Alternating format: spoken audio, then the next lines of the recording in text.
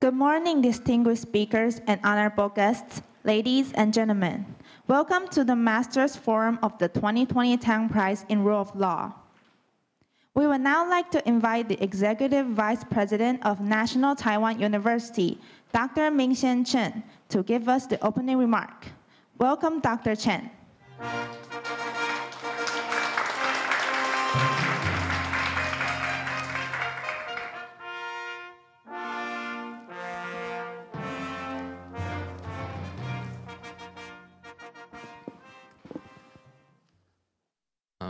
Professor Ye, and Dean Chen, and dear colleagues, ladies and gentlemen. On behalf of National Taiwan University, I would like to welcome each of you to participate in today's event, the 2020 Tang Prize Master Forums. It's our great honor to have the 2020 Tang Prize laureate in Rule of Law join us. Explicitly, we are joined by the representatives from three NGO, non-government organizations, including BERA, the Bangladesh Environmental Lawyer Association, the Justicia, the Center for Law, Justice and Society from Colombia, and also the Legal Agenda from Lebanon through teleconference. And they will be sharing with us their valuable accomplishments as active practitioners and advocates, reinforced by solid academic research and training in their areas. It is noted that these three NGOs are from different areas of the world, where the foundation of rule of law are faced with severe challenges. However, they have never ceased to initiate strategic regulation, backed up by innovative readings of constitution and statutes, so as to protect the rights of vulnerables, as well as to promote individual, social, and individual justice. At the same time, these three NGOs also make remarkable contribution in advancing general public's understanding of the rule of law through education and advocacy, thus promoting people's awareness of right and also realize the application of law in our social life. So we are very looking forward to the valuable experience they are going to share. In fact, we will also be joined by the past laureates of rule of law during the forum discussion. I believe the insights to be shared today will bring very valuable dialogue, not only to the audience here, but also to the members of international community through teleconference.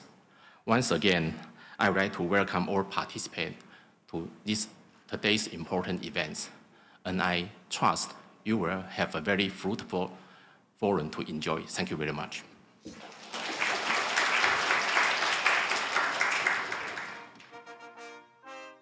Thank you, Dr. Chen. We will now take a group photo. Please remain seated and allow our photographer to take a group photo from the stage.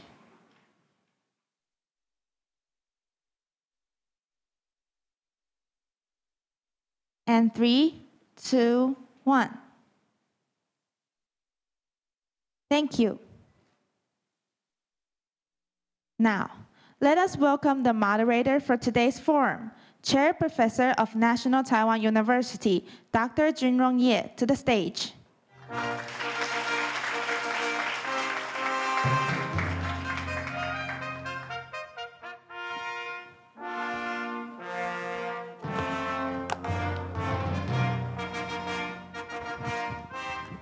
As a reminder for our online viewers, if you have any questions throughout the forum, please click on the Slido link below the live stream channel to submit your questions. Thank you. And Dr. Ye, the floor is yours. Good morning. My name is Junrong Ye. I was the chair of the selection committee for the Tang Rule of Law Prize. I'm so privileged to be the moderator for today. With us are three laureates that we recognized this year for 2020. Particularly in this pandemic, and my friends in other part of the globe in different time zones, they can participate. We are so grateful and thankful. It's also very good that Tang Price Foundation chose National Taiwan University Law School to be the venue for this forum. We have Dean Chen Chongfu with us, and many of the colleagues here. We also joined by many representatives of Taiwan major NGO in the area of human rights, in the area of judicial reform, environment, and other social justice issues. We are so happy and so grateful that particularly in this time of pandemic crisis, we can still make this happen. Thank you for everyone. You put this together, not only for Tang Price, for Taiwan, and for the globe, for social justice and rule of law.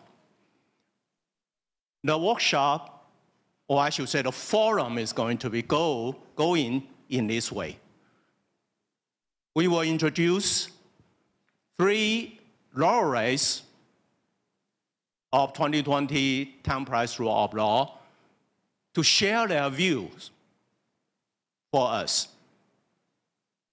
And then after that, it will be followed by 4 discussions. And then we have Q&A, particularly for those people who are on site.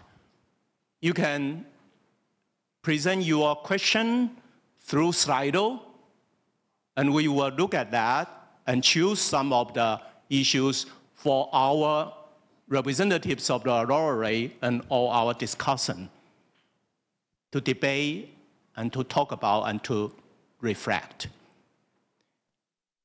Let me introduce 3 laureates for 2020 Rule of Law of Tang Prize. The first one is Bangladesh Environmental Lawyers Association, and it's based in Bangladesh, Southeast Asia. And then DJusticia, the Center for Law, Justice, and Society, is based in Colombia. And then Legal Agenda is based in Lebanon.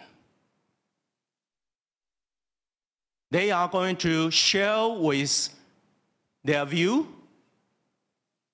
their activism, their spirit, and their value to us.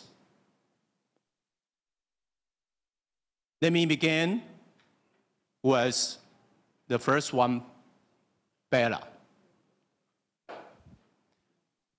Bella promotes environmental justice and develops sound environmental jurisprudence relentlessly, keeping people at the center of its activism. With us are the chief executive of Bella, Rizwana. I wish Rizwana now is online. So, ladies and gentlemen, would you please join me by a big hand welcoming Rizwana to talk. Rizwana, please. Hello. Well, thank you very much. A very good morning to all of you. Let me start by thanking the Tang Foundation for nominating Bella as one of the recipients of this award for Rule of Law. And I think the Tang Foundation actually deserves a special thanks from all of us, from the recipients, for organizing this forum despite the odds of the pandemic. I'm very happy to be sharing with you my thoughts on the role of NGOs in environmental protection.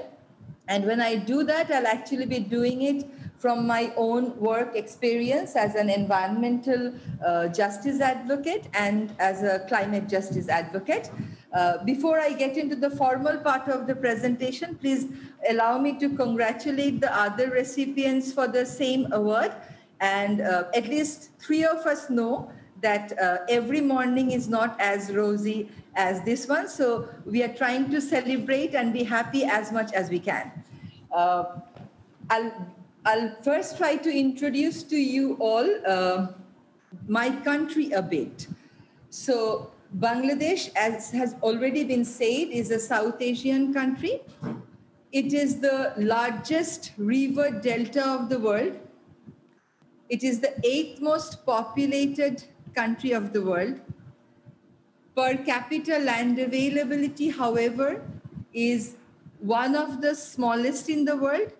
But despite the fact that our per capita land availability is very low, our farmers have taken us to a level where we can say that our country is self-sufficient in producing our own staple. Bangladesh is a country of rivers, is the largest river delta. We are the second largest producer of sweetwater fishery. We host the largest mangrove forest of the world. It is called the Sundarbans. And because we have the Sundarbans in Bangladesh, we have the Royal Bengal tigers also in Bangladesh. Unfortunately, it's actually becoming very threatened globally. The environmental issues that Bangladesh faces are very, very complex and very diverse. It's a small country with many people. Most of our environmental problems originate in Bangladesh, but we have serious environmental issues that originate at the global level and at the regional level.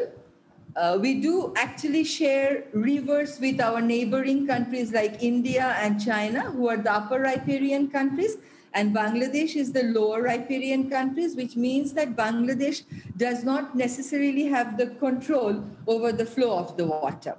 You can see in the map how the various rivers are entering into Bangladesh from China, Nepal, and India. So this is one of the major rivers in Bangladesh. This once was a stream of a major river, which was very mighty, and we would associate ourselves with every disaster, water-related disaster with this river. But you can see that because of arbitrary withdrawal of water by the upper riparian countries, this part of the river has dried up. So you still see the bridge that was constructed over the river, but now you see that buses are plying on the bed of the river. So our common rivers are dying, our common rivers are drying up. This is the map of Bangladesh. On the left-hand side, you can see the map as it stands today. Because of climate change, if the sea level rises by 1 meter, then the entire map of Bangladesh will have to be redrawn differently, because 1/3 of the coastal area of Bangladesh will go underwater. So the entire map will have to redraw. Bangladesh is one of the most vulnerable countries due to climatic change. And if the sea water actually intrudes into the mainland, the second largest sweetwater fishery of Bangladesh, about which we are very proud of, will actually be destroyed, because the sea water will be getting into the river water, which is widely used for fishing purposes, navigation, inland navigation purposes, for irrigation purposes.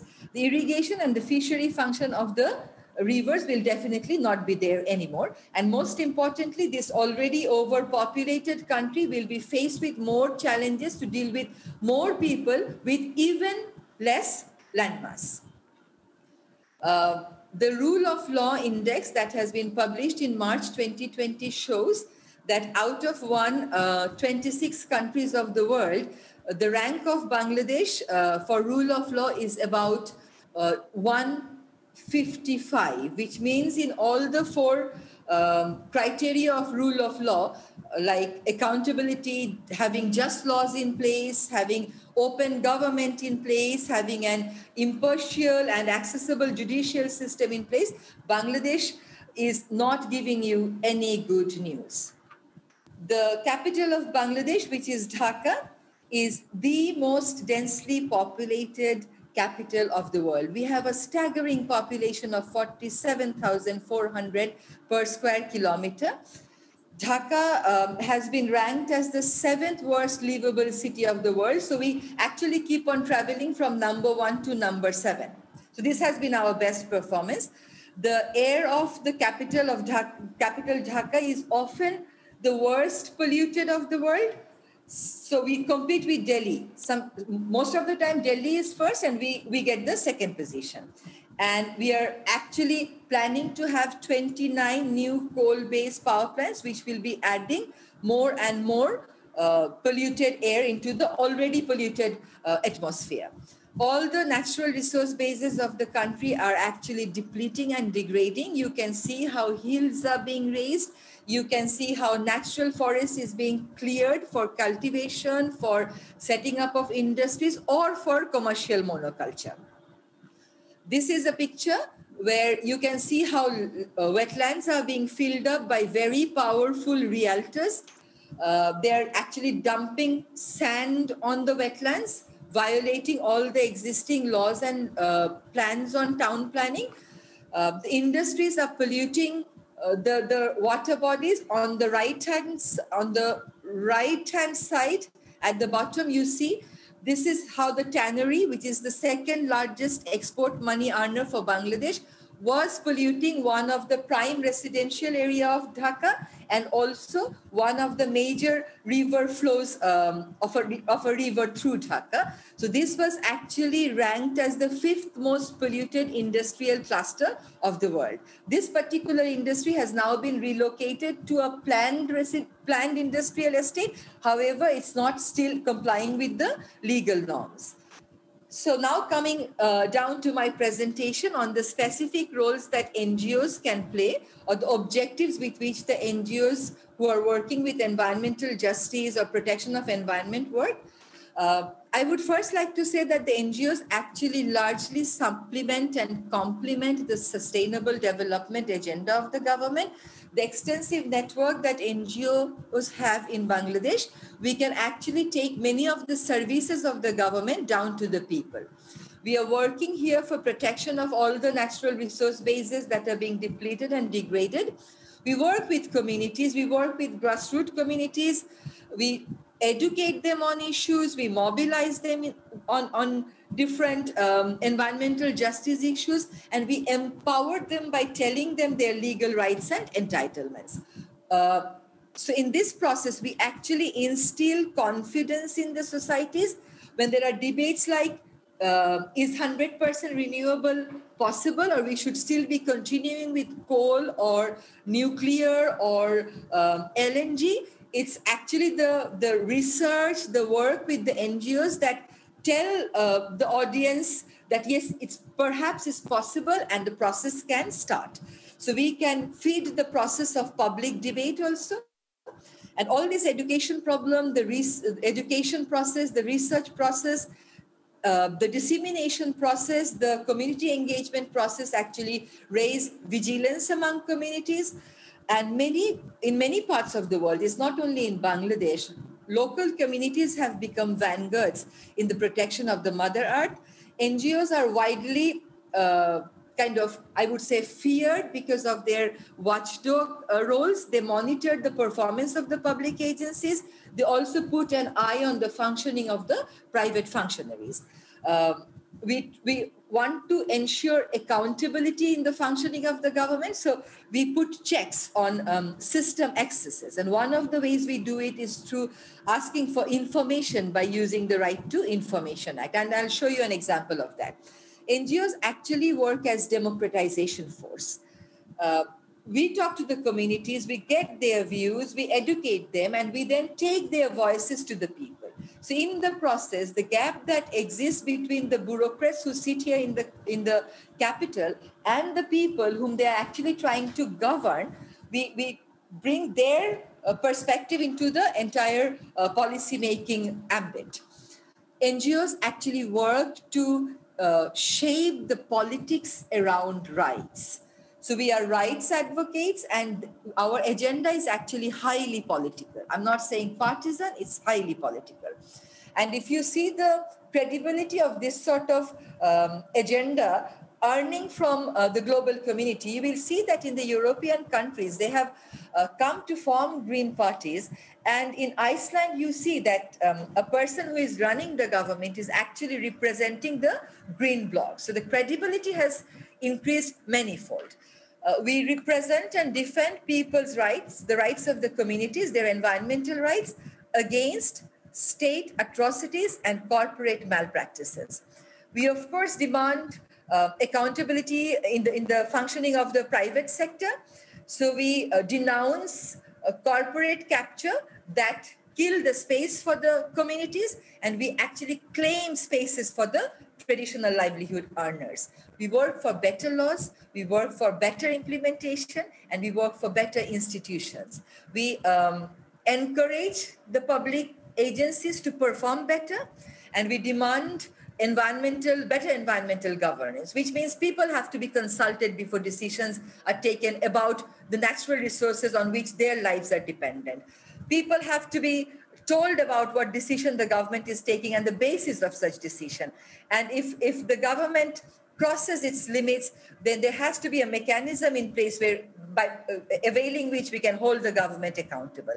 We promote sustainable alternatives, and all these roles played by the NGOs actually help the government in fulfilling, help the governments in fulfilling their responsibilities as laid down in Principle 11 of the Rio Declaration, that want the governments to enact effective environmental laws, to set environmental standards, to set management objectives and priorities. I would say that the work of environmental NGOs is very value-centric, and this value can be anthropocentric, like putting people at the center. It can be ecocentric, like putting natural resources, environment, ecosystem at the center. And this has actually led to defining values in the society. At the moment, Bangladesh is very worried because one of our city mayors has decided to take off all the stray dogs from one part of the capital and relocate them somewhere else because he considers them nuisance. And we can see that the youngsters coming out in protest and saying that it's not only human right that you have to respect, it's also rights of the animal. So this sort of activities of the NGOs actually question many atrocious behaviors of human beings who consider themselves to be superior. And they also have the beauty of, instigating compassion in the society. NGOs are not only value-centric, they're also process-oriented. One thing that I would like to flag here is when we challenge action, we don't really challenge an individual or a particular agency. What we target is system. And what we target is system change. And with globalization and pandemic, the dynamism of environmental NGOs are rapidly changing. We have to denounce the false practices like GMO. GMO can genetically modified food, genetically modified seed can be solution to all your food problem. We have to denounce this sort of positions. These are some pictures where you can see that we are organizing the communities against industrial pollution. If you see the woman there, she lost her son who was working in the shipbreaking industry because of the reckless operation of the shipbreaking industry. Her son died. So we worked to get compensation for her for the death of her son. Here you see that we first applied, the first application under the Right to Information law in Bangladesh was made by our organization. We asked for information about a building which has been developed right in the middle of a wetland by the Bangladesh Garments Manufacturer and Exporters Association, which is very powerful. An entity is the largest export earner. But they constructed a building without an approval and they constructed it on the wetland. The other picture that you see is where we challenged the faulty environmental impact assessment of a coal-based power plant, which the government is building up right by the site of the largest mangrove of the world, which is called the Sundarbans.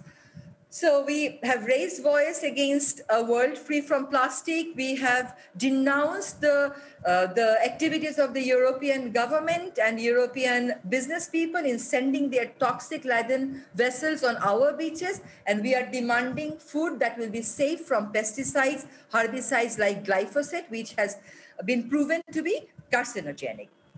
This is the picture of shipbreaking. You see the entire vessel that's dismantled by 250 malnourished workers of Bangladesh, all manually, in no mechanized way. And here you see the BGMEA building, which has finally been declared illegal by the government, by the court. So this building will have to be torn down. We have many challenges, the NGOs. The state at times considers the NGOs as opponent. The international financial institutions fund projects that we consider as anti-people, anti-environment. Corporate interest often takes over public interest, and the state loses its entity as regulator and sides so much with the corporation that you can't really differentiate between which one is state and which one is corporation. So this sort of undue interest has an impact on the functioning of the NGOs. Last year alone, 430 environmental human rights defenders were killed who were fighting against mining projects, who were working to defend the rights of the indigenous community to defend their territories, who were fighting against the realtors. Authoritarian regimes are increasingly terming NGOs as foreign agents, enemies of the state. We are treated as anti-development elements. So they are trying to criminalize our entity and our functioning. They're trying to seize power so that they can assess our performance and de-license us if we go against their development or other narratives. Cases are being filed against NGOs on very false grounds. And we are devoid of freedom of law, freedom of protection of law, freedom of association, freedom of speech, and freedom of expression. All these negative elements are actually weakening NGOs as democratic force. Here, Bangladesh is no exception to it. 3 years back, the government enacted a law to regulate what they call is flow of foreign fund, but in reality, what they're proposing to do is to control the functioning of the NGOs, and they want to assess us and de-license us if they find us critical of their views. So this is where we were opposing the law, and we said it's actually oppressive. NGOs have internal challenges also. All of it is not very rosy. We struggle with our financial sustainability. Many NGOs have weaker internal governance. We are unable to retain and attract qualified people because we don't really have adequate fund of flow all the time. And in authoritarian regime, the style is to divide the society. So many states, many governments actually try to brand NGOs as belonging to this party or the other party. And NGOs also fall prey of this sort of game by the government. So they get some partisan affiliation, which affects the objectivity and neutrality of the NGO functioning. But recognition from Tang Foundation actually helps us in gaining credibility, in outreaching more people, in our struggle for attaining sustainability. So we demand that all barriers that are there against free functioning of NGOs must be removed if the governments are committed to their promises to uphold democracy, sustainable development, and intergenerational equity. We all have to unite ourselves to mobilize the communities, to resist activities that are damaging to ecosystem and nature, and we have to transform the society for a much better world. Thank you so much. Thank you very much, Rizwana. It's a great remarks. I was pretty touched by a deeper understanding of the environmental degradation and issues there, and what kind of work your group have done. We all know that if you want to get the worst air quality, go to Dhaka. If you want to see the most populated area, go there. You want to experience the tension of human development and environment, go there. In Bangladesh, maybe environment is not a luxury. Environment is life. People are losing their life, are losing their health because of the environmental degradation. But a group of lawyers, they got together and they take the challenge. They want to make a change. They are lawyers through legal means. But the backdrop, the institution, legal infrastructure are much need to be improved. So they are in a very challenging time. Thank you, Rizwana, for this sharing. Let's move to the second laureate for Tang Prize in Rule of Law, and that is DJusticia. We are from Southeast Asia and across the Pacific to Colombia. DJusticia takes a distinctive, ambiguous approach that effectively combines vigorous academic research with energetic social action and litigation in a broad range of themes. DJusticia is represented by two persons that are with us today. The first one is Vivian. Vivian is the executive director of DJusticia. And Rodrigo, he was the co-founder of DJusticia. Together, they are going to share with us their view about DJusticia's work and the challenges they are facing. Vivian and Rodrigo, please, let's give them a big applause.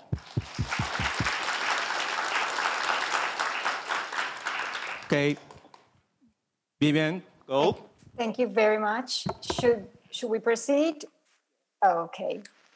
Let me just start by saying that we don't have such a good presentation of Colombia because we don't have that much time since we're sharing with my colleague Rodrigo, but we can provide it if any one of you over there are interested. We can provide us a brief introduction to the situation of Colombia, the political and environmental situation also of Colombia and Latin America, if it's of good use for you down there.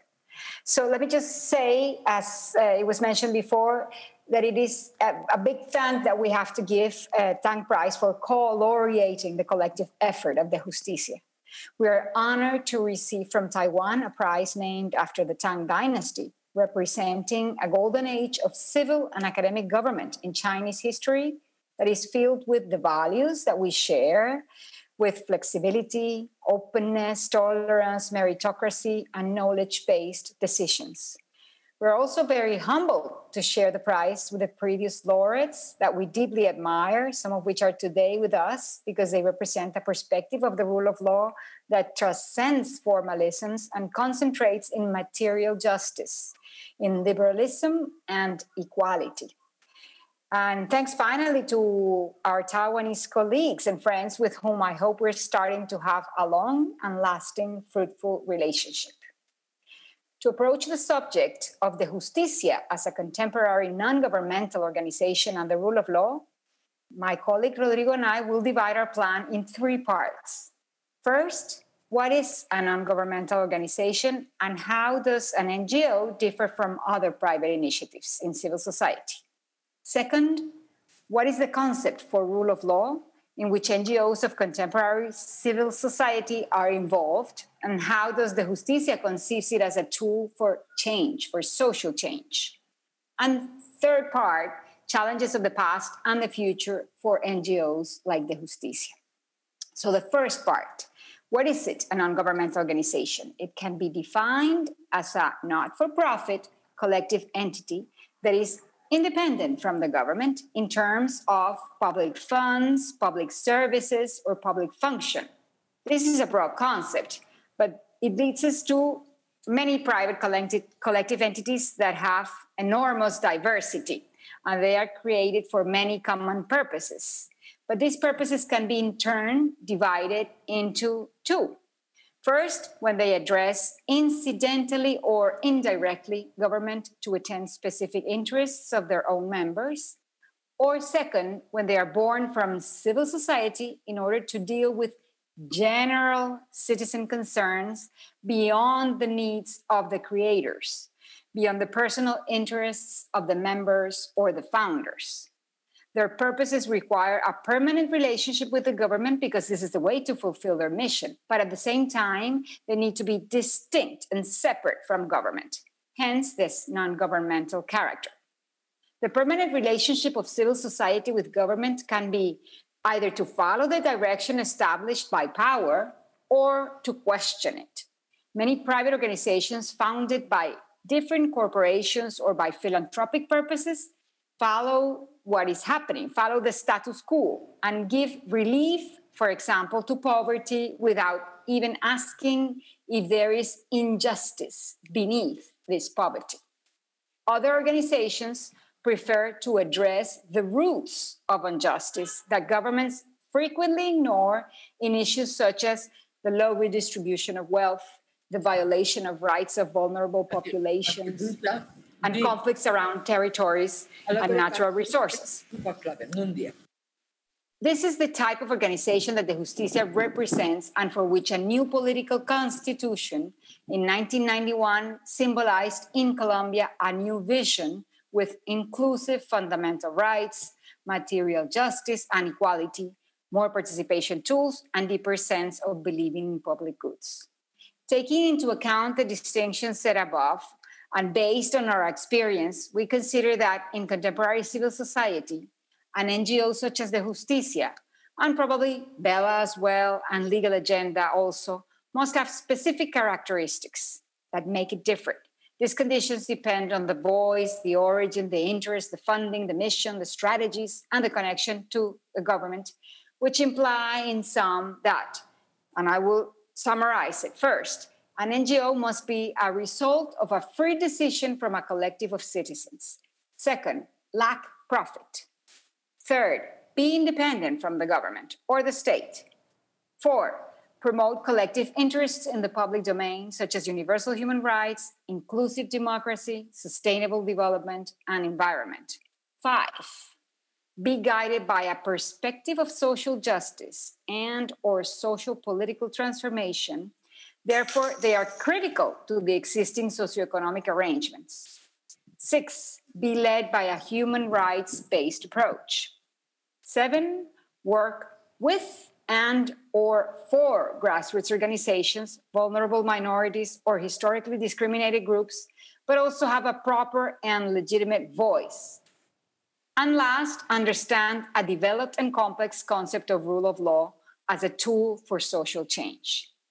Bearing this in mind, we will now concentrate on the last condition that refers to the relationship between the NGO and the rule of law, and I give the floor to my colleague, Rodrigo. Yes, please. Okay, thank you. I was telling good morning to everyone in Taiwan from the night in Colombia. So I'm trying to explain the philosophy of the Justicia as an NGO. The Justicia was created with the aim of strengthening the bridge that should exist between the academic world and social activists in favor of social justice. Academy and social activism, we understand that are different fields with specific logics. The academic world is centered on the search of truth and knowledge, usually at slow speed. A relative distance of scholars from passion and from the daily social and political struggles are important to guarantee freedom of research, without which knowledge and critical thinking cannot flourish. On the contrary, social activism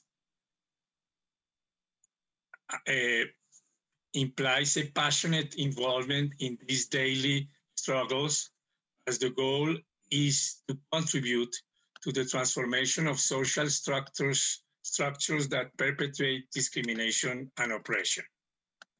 So a certain distance of academy and social activism is healthy for democracy, but it cannot become a rigid separation. If all scholars refrain from any involvement in public discussions, the result is that politics and social activism cannot benefit from the new knowledge and the critical thinking associated with academic research. Thus, we strongly believe that democracy improves if some scholars accept the challenge of an involvement in public discussions and social activism. In the Justicia, we have assumed this challenge. Our purpose has been to take some of the ethics, methods, and knowledge of the academic field into the public democratic discussions and into the struggles in favor of the rights of the most discriminated and marginalized groups. We know that we did not invent this idea, which was defended in the past by other institutions and scholars, such as the Colombian sociologist Orlando Falsborda with his notion of participatory action research. One of my sons has even argued that it is an idea as old as philosophy, as Plato's creation of his academy in ancient Greece has a similar purpose, although within an aristocratic conception. However, we claim some merit in having been able to materialize this purpose in a very difficult environment.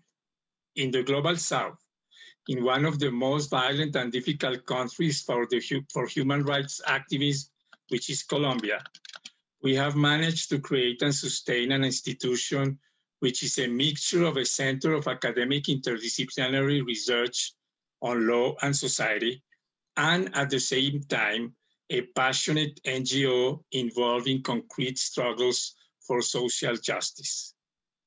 This vision explains the tools we use in our daily work.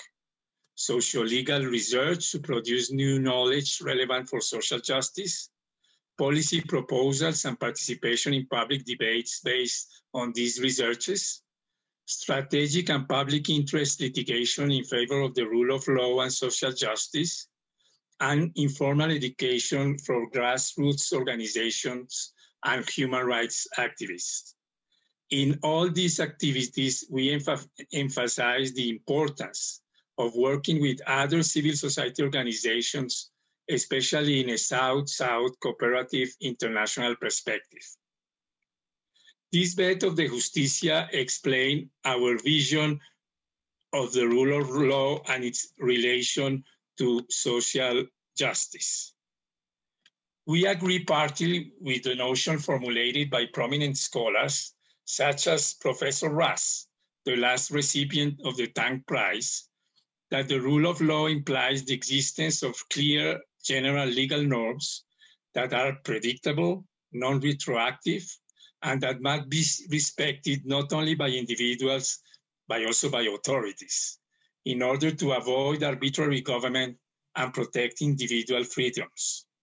Thus, rule of law implies separation of powers, and especially the existence of an independent judiciary with the capacity to control governmental abuses.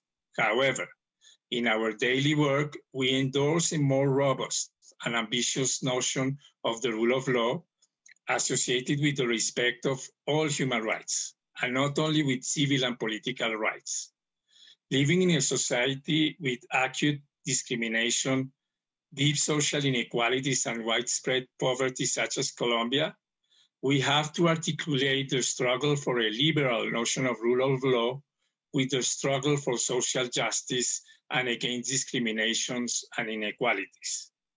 For us, the rule of law incorporates also social and cultural rights and social justice, and can be summarized in the beautiful words of the preamble of the Universal Declaration of Human Rights: a world in which human beings shall enjoy freedoms of speech and belief and freedom from fear and want. And this implies a lot of challenges that Vivian is going to deal with. Vivian? Thank you, Rodrigo. I'm glad you could have the microphone finally.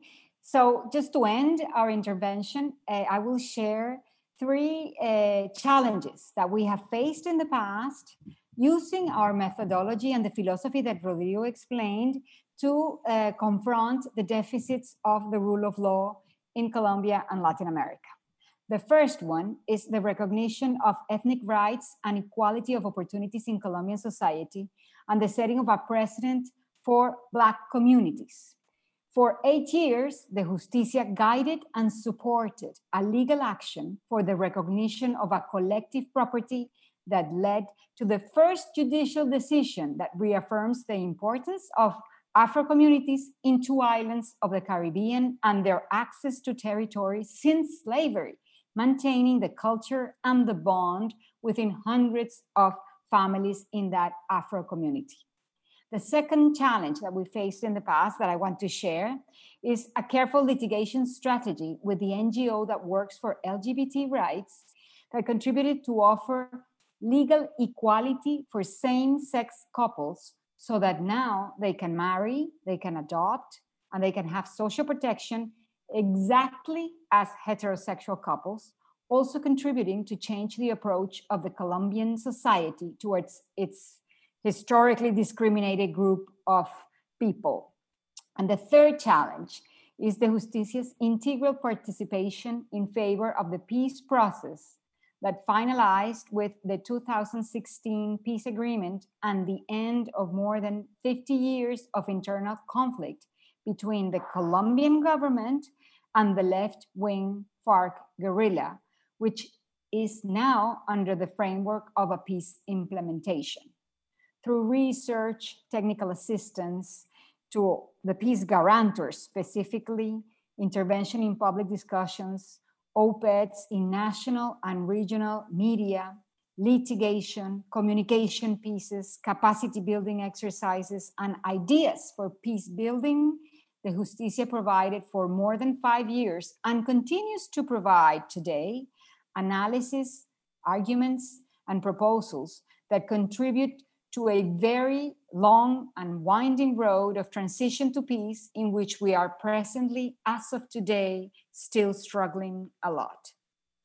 So I will now give the floor to Rodrigo so he can share what we consider the challenges of the future.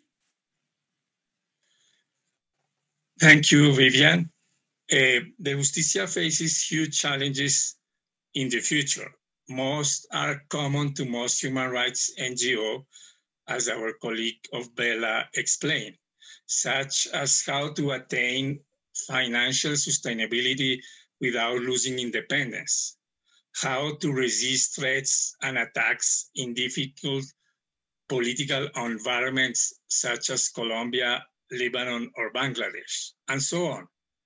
However, instead of making a long list of these very difficult challenges, we have preferred to concentrate in 2 interrelated risks for the rule of law nowadays: increased polarization and increased social inequality. In our societies, corrosive polarization has increased. Hate and lack of common sense are present in the killings and threatening of human rights defenders, in the stigmatization of NGOs, or in the closing of borders for migrants.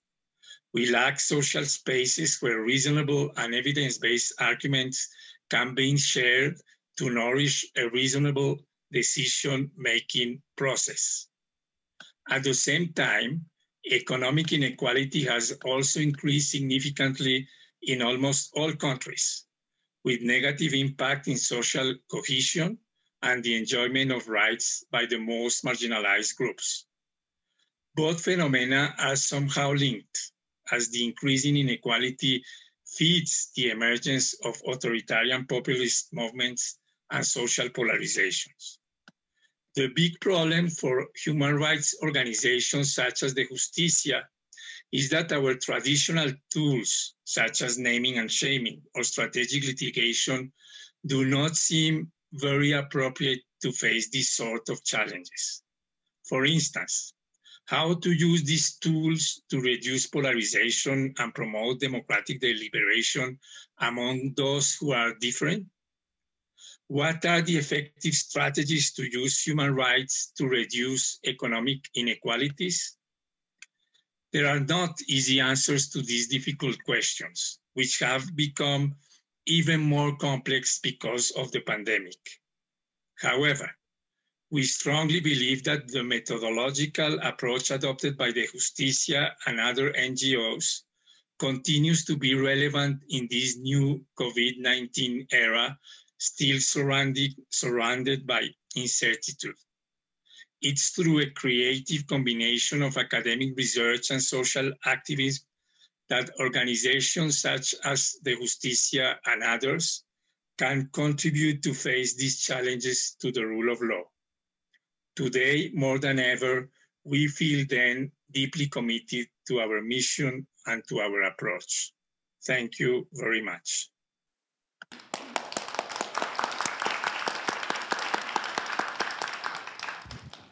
Thank you very much, Rodrigo and Vivian, for this very insightful presentation that was really sort of revealing lots of achievements and hardship and challenging conditions for the promotion of rule of law in Colombia. I think we all know that Colombia is politically and constitutionally very dynamic state. So working there through the means of law means a lot to the society. The Justicia took a very holistic approach. So their issue, the issue they take care of, including same-sex marriage, environment, social justice, peace, all kinds of issues, all through the means of law. And they are facing also lots of challenges, needless to know. Thank you again, Rodrigo and Vivian, for your great contribution to the forum. Our last but not the least laureate for the Tang Prize in Rule of Law is Legal Agenda.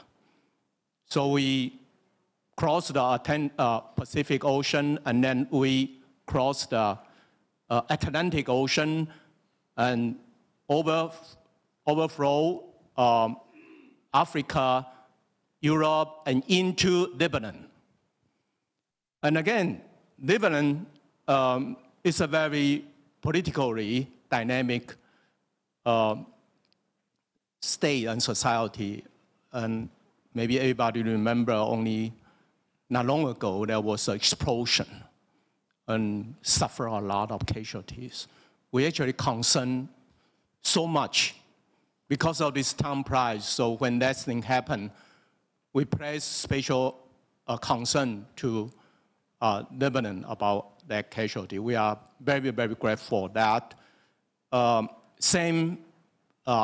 Bloom was able to represent Legal Agenda to share Legal Agenda's view, value, and operation and challenges with us. Samer is the co-founder and current the board member of the Legal Agenda. Samer, good. So, are you ready? Yes, please, please. Thank you very much. Thank you very much. Good morning, everybody. It's very early in Beirut, actually, so I'm sorry if I look a little bit tired, but I'm very happy to be here with you today. And I would like to emphasize so much how happy and proud we are at the Legal Agenda to be one of the co-laureates of the Rule of Law Tang Prize with the Justicia and Bella. The Tang Prize comes as a big, huge support and boost to us in our fights for the rule of law, not only in Lebanon, but also in the Arab region, especially in the current very difficult conditions in Lebanon and the region, economically, socially, but also on many other levels. I have to speak today about the role of, starting from the example of Legal Agenda, I have to speak about the role of civil society in promoting judicial reforms. and that's what I will do, but I will just like to specify the agenda. We also work on other issues like socioeconomic inequalities, public spaces, individual rights, not only judicial reforms, even if judicial reforms is maybe our main or one of our main programs and activities in Lebanon, Tunisia, and other Arab countries. So in the first place, why civil society? Why do civil society organizations have to promote themselves judicial reforms? So to be able to answer this question, I will make a little introduction about Lebanon mainly, but Lebanon shares a lot of similarities with other Arab countries we work in. And then I'll explain why we need, as a civil society organization, to work on judicial reform. So basically, Lebanon, as some of you may know, Lebanon is a small country on the eastern shores of the Mediterranean Sea in the Middle East. It is known for its religious pluralism and for its power-sharing political system between different religious communities. So we have a political system in Lebanon where religious equality is guaranteed, while other individual rights are many times sacrificed, and while huge socioeconomic inequalities persist. So religious equality coexists with socioeconomic and inequalities, huge socioeconomic inequalities and lack of respect of individual rights. So the main characteristic of our current legal system is that we have a former legal system, a republic, a parliamentarian republic with a separation of power, parliament, executive, judiciary, etc. Like other Arab countries, it's the same situation. But on the ground, in the actual political life, things are not working at all as they should in a republic, in a parliamentarian system. So basically, we don't have a real separation of powers, we don't have checks and balances, and especially for us today, we don't have a real independent judiciary. So we really have like two parallel legal universes. One where we talk about the parliamentarian republic, the constitution, the independence of the judiciary, and the other where the judiciary is working under permanent interventions from political and religious interventions on a daily basis. That's why we need organizations from outside the institutional system, like the legal agenda, to play the role of a whistleblower, of course, and be able to criticize the real political game that ignores the fundamentals of the rule of law. Second reason why we have to, as a civil society organization, where we have to play an active role in promoting judicial reform, is that in Lebanon and most, maybe all Arab countries, we have governments and executive powers and legislative powers that are paralyzed by many times corruption, by the lack of political will, and by the lack of political means also. So we have coalitions in power where networks of public and private interests do not have any incentive to promote judicial reform. So we have a paralysis in the system where the judiciary is permanently used to promote the interests of the coalition in power. So no independent judiciary and manipulation of the judiciary in the service of private and public interests of the coalition in power. So that's why public institutions are not in a position to promote judicial reform, and civil society organizations like the Legal Agenda has an important role to play at this level. I will be talking very quickly, we don't have much time, but I will be talking about 4 main activities that we do as the Legal Agenda in promoting judicial reform in Lebanon, but also in Tunisia, Morocco, and other Arab countries. I'll be talking about monitoring the judiciary. I'll be talking about researching the judiciary. I'll be talking about creating a different public debate about the judiciary in the public space. And finally, about activism to change the judiciary and use it to make social change. So the first thing we do as a civil society organization on this level is to monitor the judiciary. This is where our judicial observatory plays a role, where we try on a daily basis to open the black box of judicial practices, of judicial institutions, and judicial work.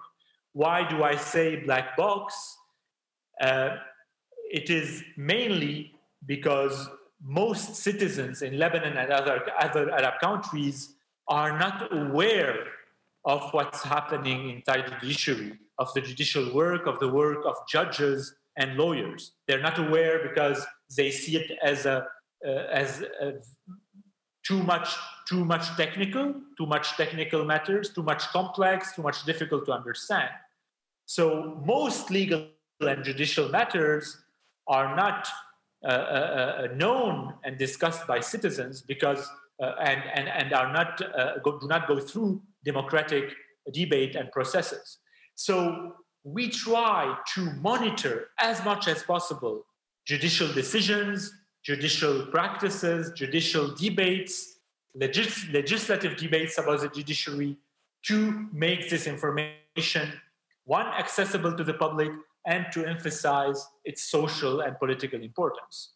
We also use monitoring to focus on wrongdoings, on sometimes corruption, on political interventions that happen on a daily and weekly basis in the Lebanese, the Tunisian, or other judiciaries in the Arab country.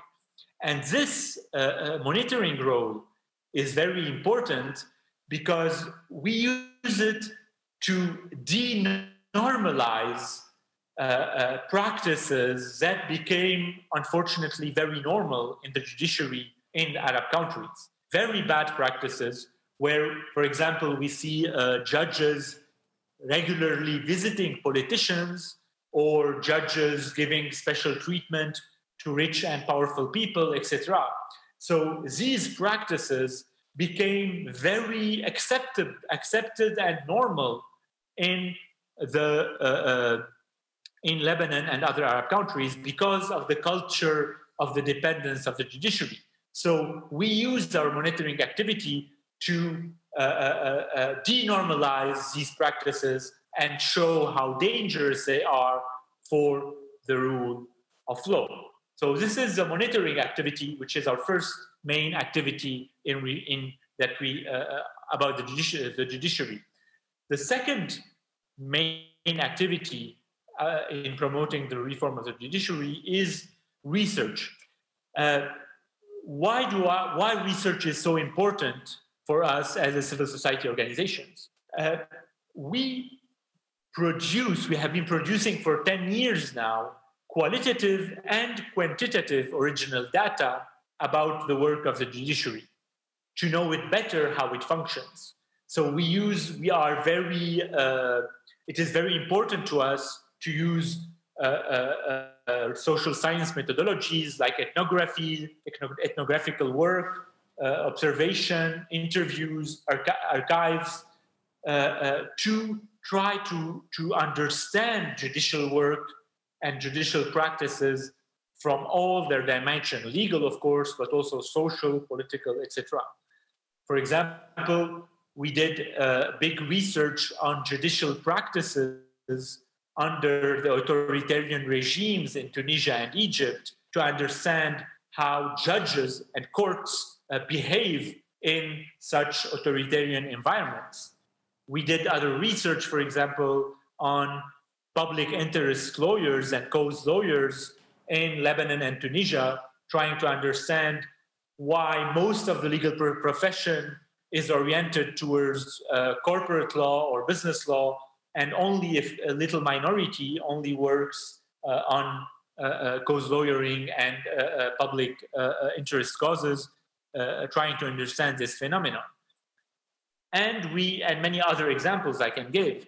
So, of course, normally it's universities who are supposed to do this work, but in our region, law schools and universities are often drowning in legal technicalities without any critical approach about judicial and legal phenomena. So we try to compensate and to complement that research with, while using critical theoretical tools, also to better understand how the judiciary really works on the ground.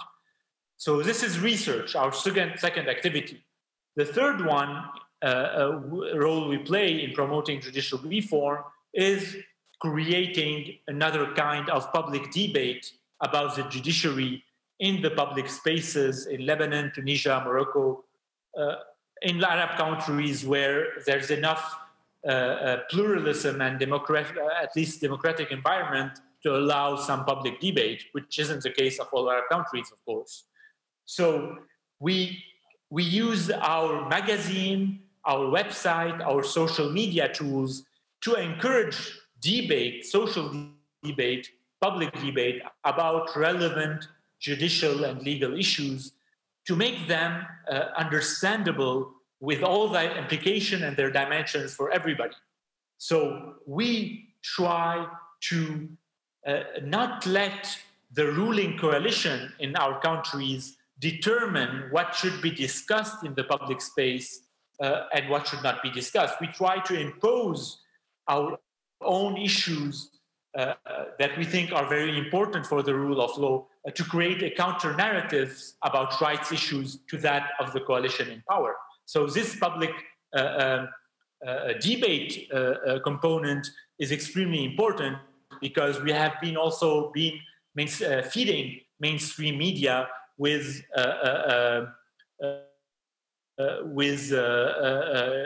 elements about the judiciary that we produce through our monitoring and research activity. And the final, so this was public debate, the final component we use in promoting judicial reform is, of course, what I can call broadly activism, because we take all this data, original data produced, all this knowledge, the results of this public debate, we take it into action. We take it into action, for example, by promoting draft laws, like currently the draft law about the independence of the judiciary that is discussed in the Lebanese parliament, and we try to create debate and mobilization around it.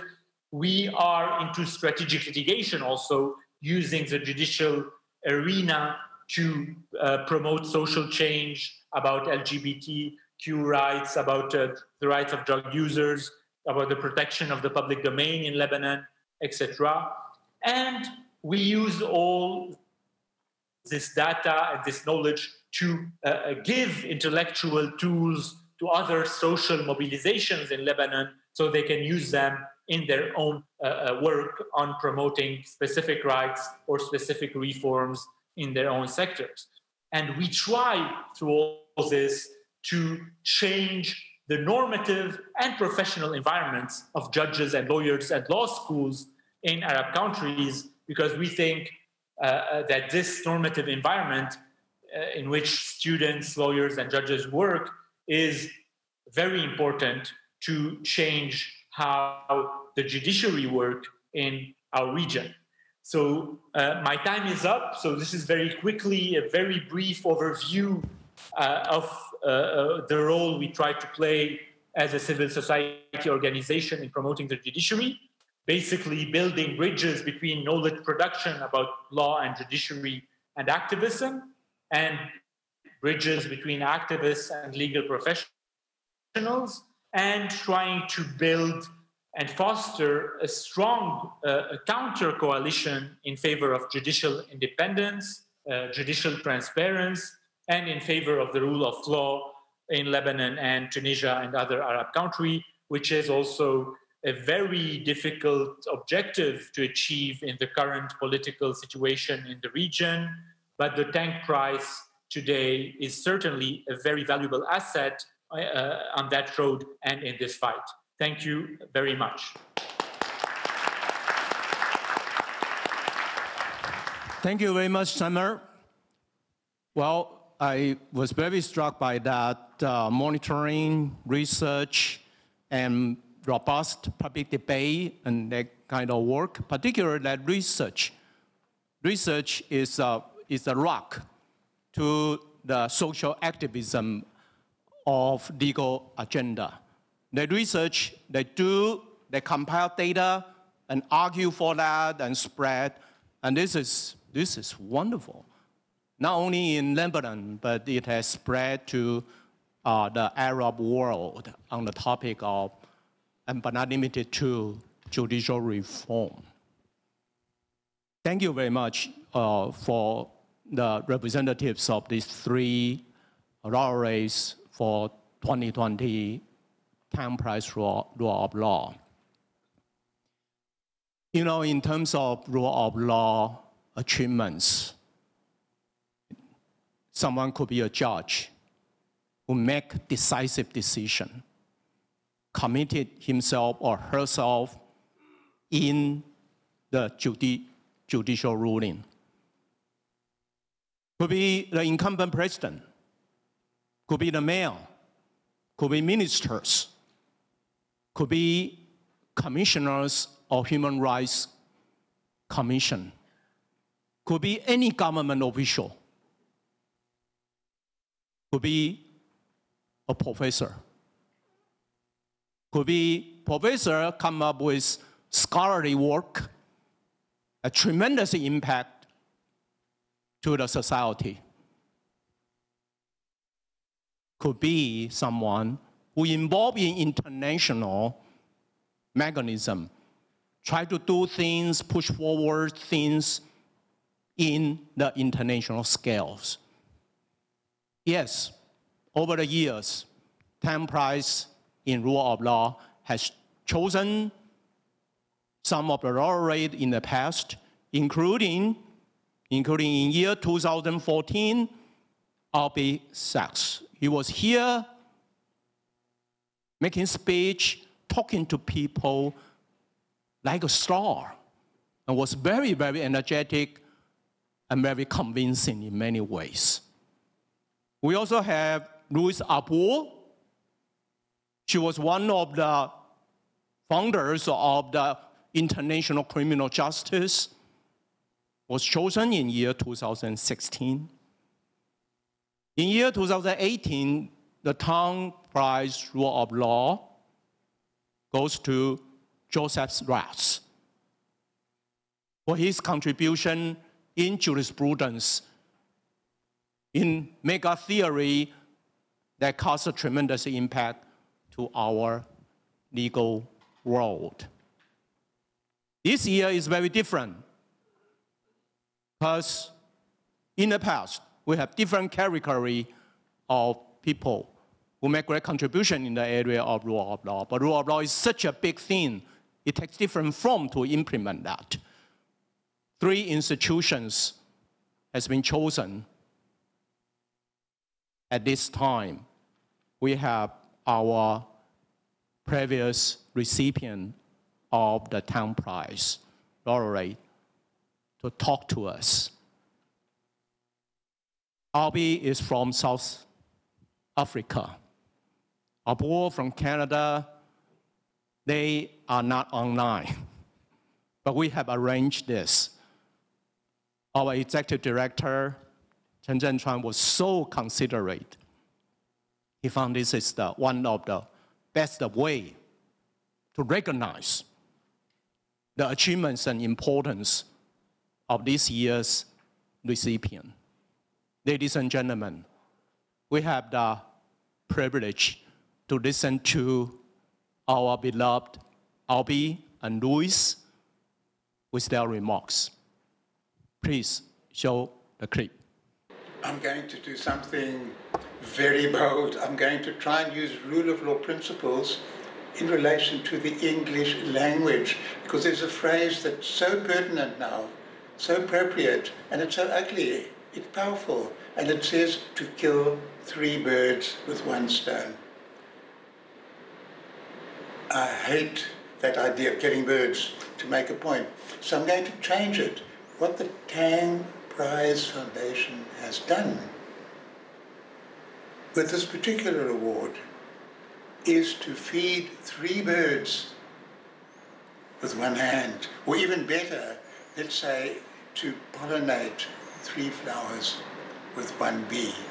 That's what you've done. And it fills my heart with a sense of joy and pleasure and pride to see that the prize this year is going to 3 organizations working closely with people on the ground, doing wonderful work.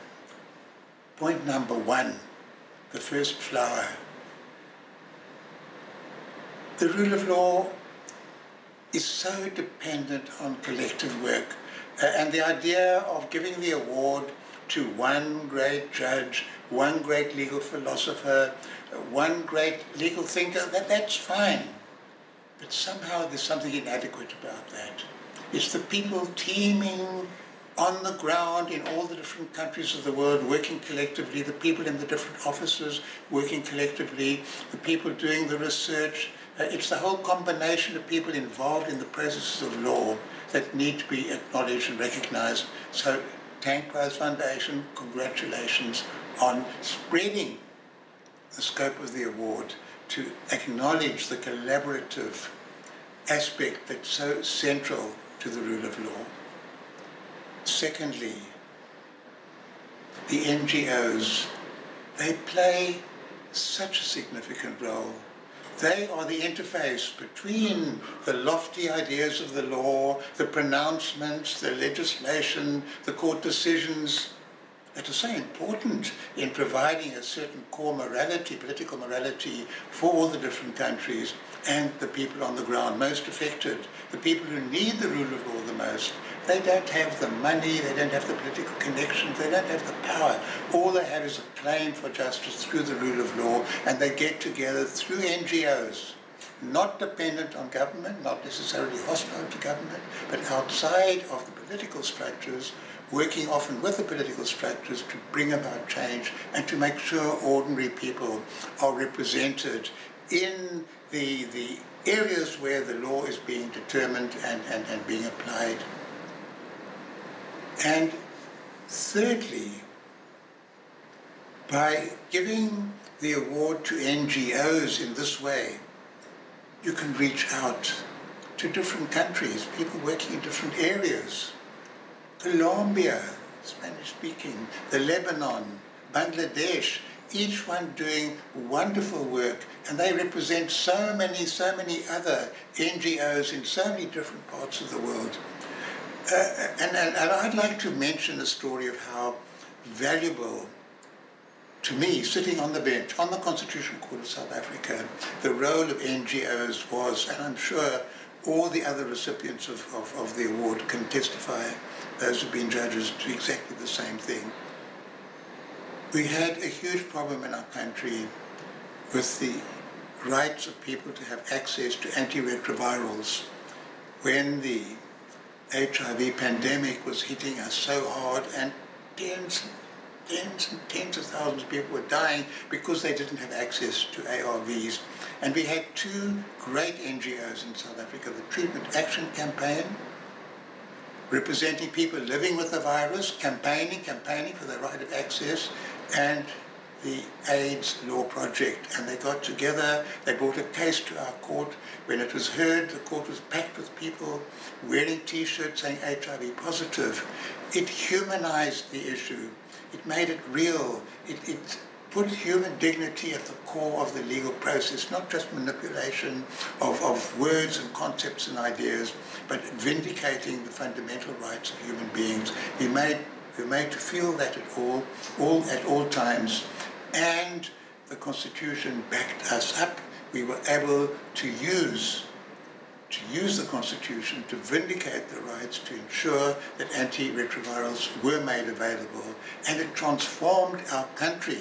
What was becoming a pandemic that seemed to be irreversible was under control, and the country breathed again. The dignity of people was being supported and vindicated through the rule of law. There are several issues that I would like to share with you today as you engage in this conversation about the role of civil society in the development of the rule of law. The first one is the importance of civil society actors, NGOs, participating in litigation domestically. This could be done by initiating court cases, or, as was the case in Canada, particularly when I was on the bench, by NGOs intervening in ongoing litigation to advance a much broader interest than the immediate interest of the parties. This, I think, has been critical in the development of Canadian jurisprudence, particularly on human rights, environmental, indigenous rights issues, and I think it should be encouraged and indeed promoted. The other issues I want to raise are more in the international venue. The first one, I think, is the now very difficult issue of foreign funding for NGOs. Civil society actors are, needless to say, enormously dependent on philanthropy, and to the extent that their capacity is at times limited by limited funding, many have turned to the substantial capacity of particularly Western philanthropic organization, and there's been pushback in many countries against that.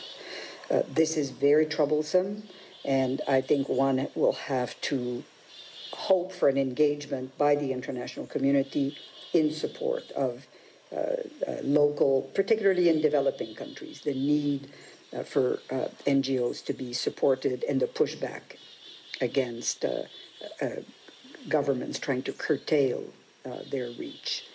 In a similar way, I think another issue that I would like to flag, which was a growing concern when I was the UN High Commissioner for Human Rights, and I understand has not gone away, is the increasing presence in the UN system of what are sometimes called gongos, that is essentially government hijacking civil society actors to advance very specific government interest. I think this is undermining the reach, the advocacy, the capacity of NGOs, and I think those who are aware of that should not be shy to denounce this kind of corruption of the genuine civil society movement.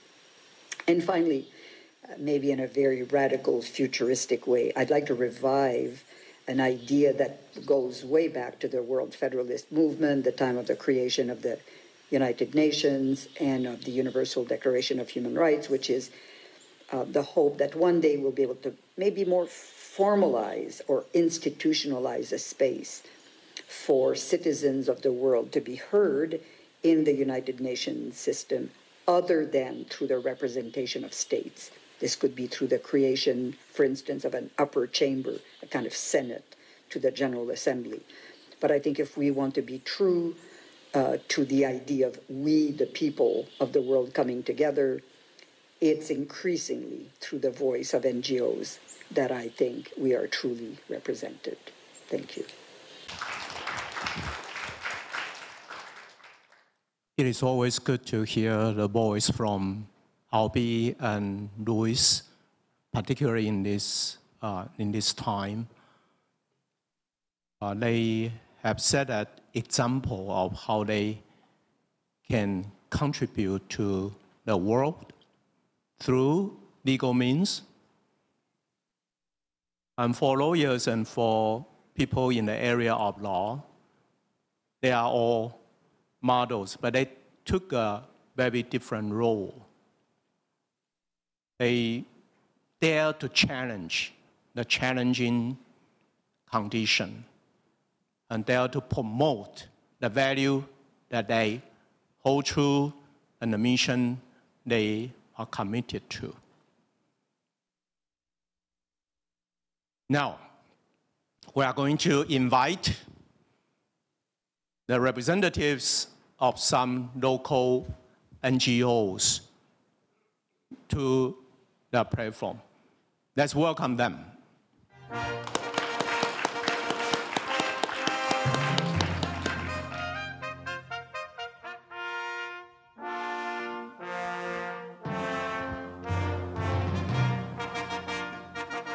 They are leaders of Taiwan's major NGO on the subject of human rights, judicial reform, environment, sort of parallel to our Tang Prize Rule of Law recipient. So they are also good in make the best of legal means to promote social justice, environment, peace, and human rights in Taiwan. So they are going to echo to our recipients' remarks.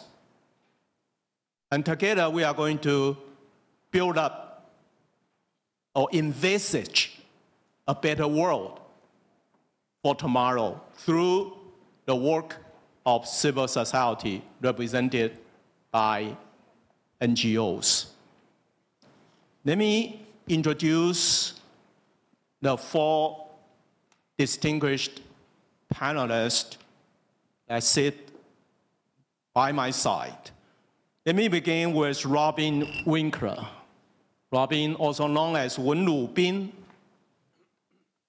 He was the founder of Wild at Heart Legal Defense Association, 满野新竹生态协会, and also the former president of Environmental Jurist Association, 环境法律人协会.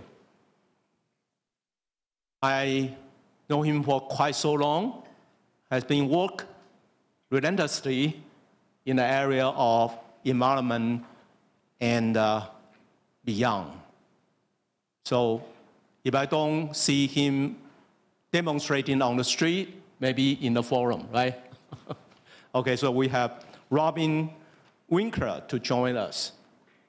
Next to Robin is also our respected former legislator, You Mei-nu. She also graduated from this great law school.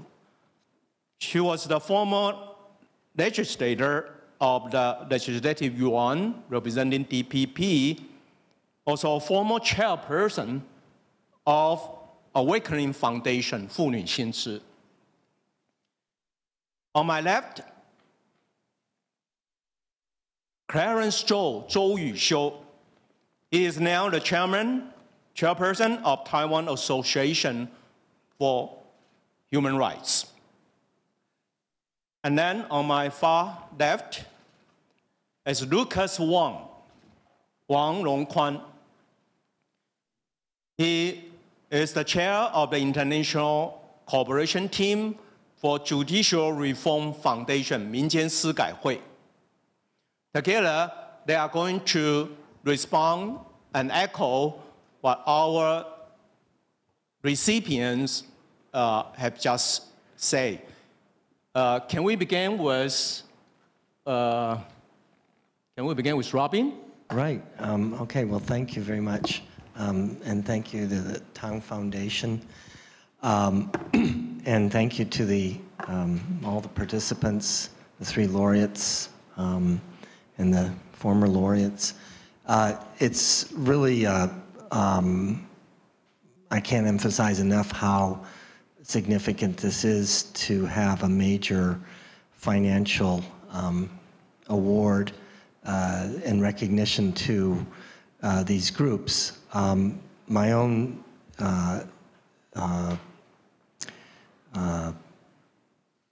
activity is probably most aligned with Bela, and I was reminded that perhaps I would speak to some of their activities and on that. I think the significance of this award for Taiwan to support these groups in Bangladesh, Lebanon, and Colombia really can't be overemphasized. I was born in the United States, and I've been in Taiwan now for 43 years, and I feel much more Taiwanese, although I don't look so Taiwanese, perhaps. But the importance of Taiwan reaching out and building bridges with the civil society in other countries is really our lifeline.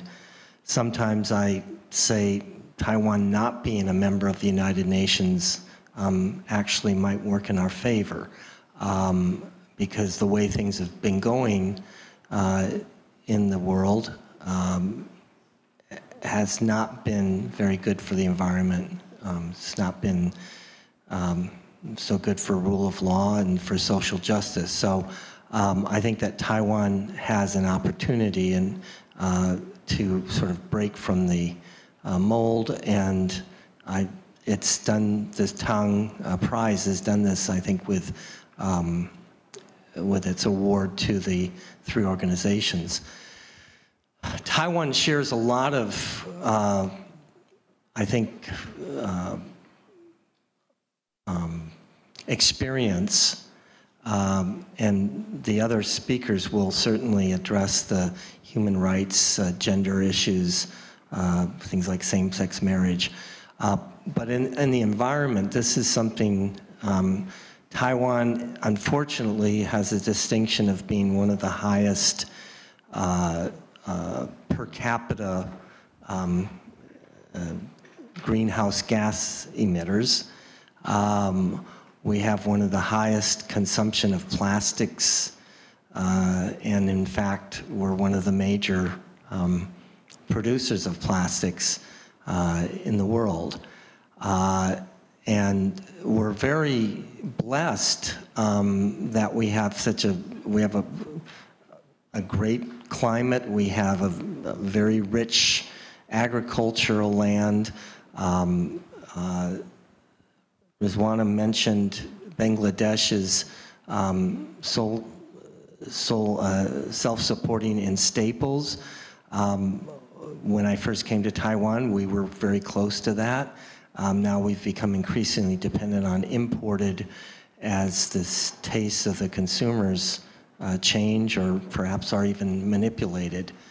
But we have these issues with consumption, which is far more than our fair share. I think possibly we're in the area of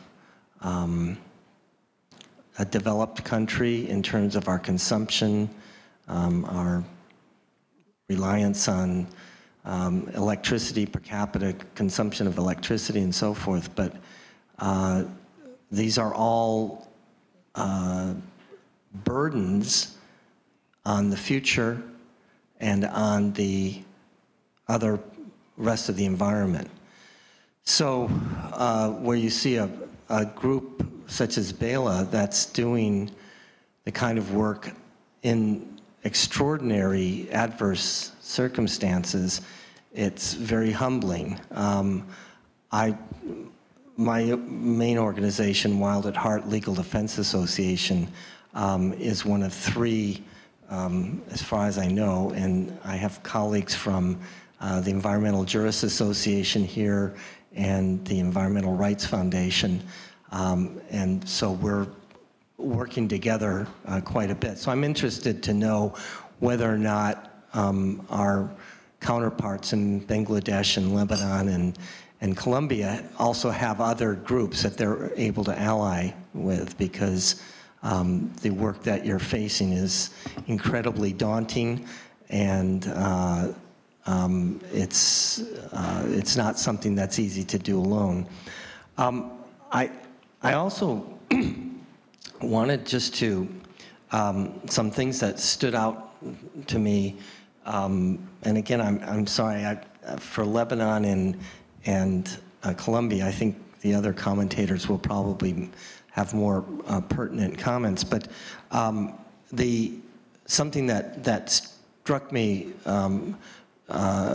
from Rizwana's presentation was the mention of political involvement, and political, not partisan. And that's something that I have felt very strongly about, that if you look at politics as the obtaining and the distribution of resources, it's something that we all really must be very heavily involved in it if we're going to achieve our social justice and other goals. So I think that there's sometimes an ongoing tension between civil society and political organization, and avoiding being grouped in with, oh, you're just working with this political party or that political party. All these issues that we've heard about today they're apolitical in the sense that they're not a particular party's cause, but they're very political in that they're something that all of us need to be very closely related with and involved in. And so there's one thing I just wanted to close with, and it's something that puzzles me a lot. And we have philosophers and activists and all kinds of people, so maybe I'll get some answers. Taiwan's constitution, or the Republic of China, Taiwan's constitution starts with the first article. It says we're a government of the people, by the people, and for the people. And I wonder why we're constantly having this tension with the government, if they're of the people, by the people, and for the people. And that's something that I think that we all need to look at and get more involved in. And again, thank you for having me today, and thank you to the recipients of the prize and the Tang Foundation and all the other panelists. Thank you. Thank you so much, Robin.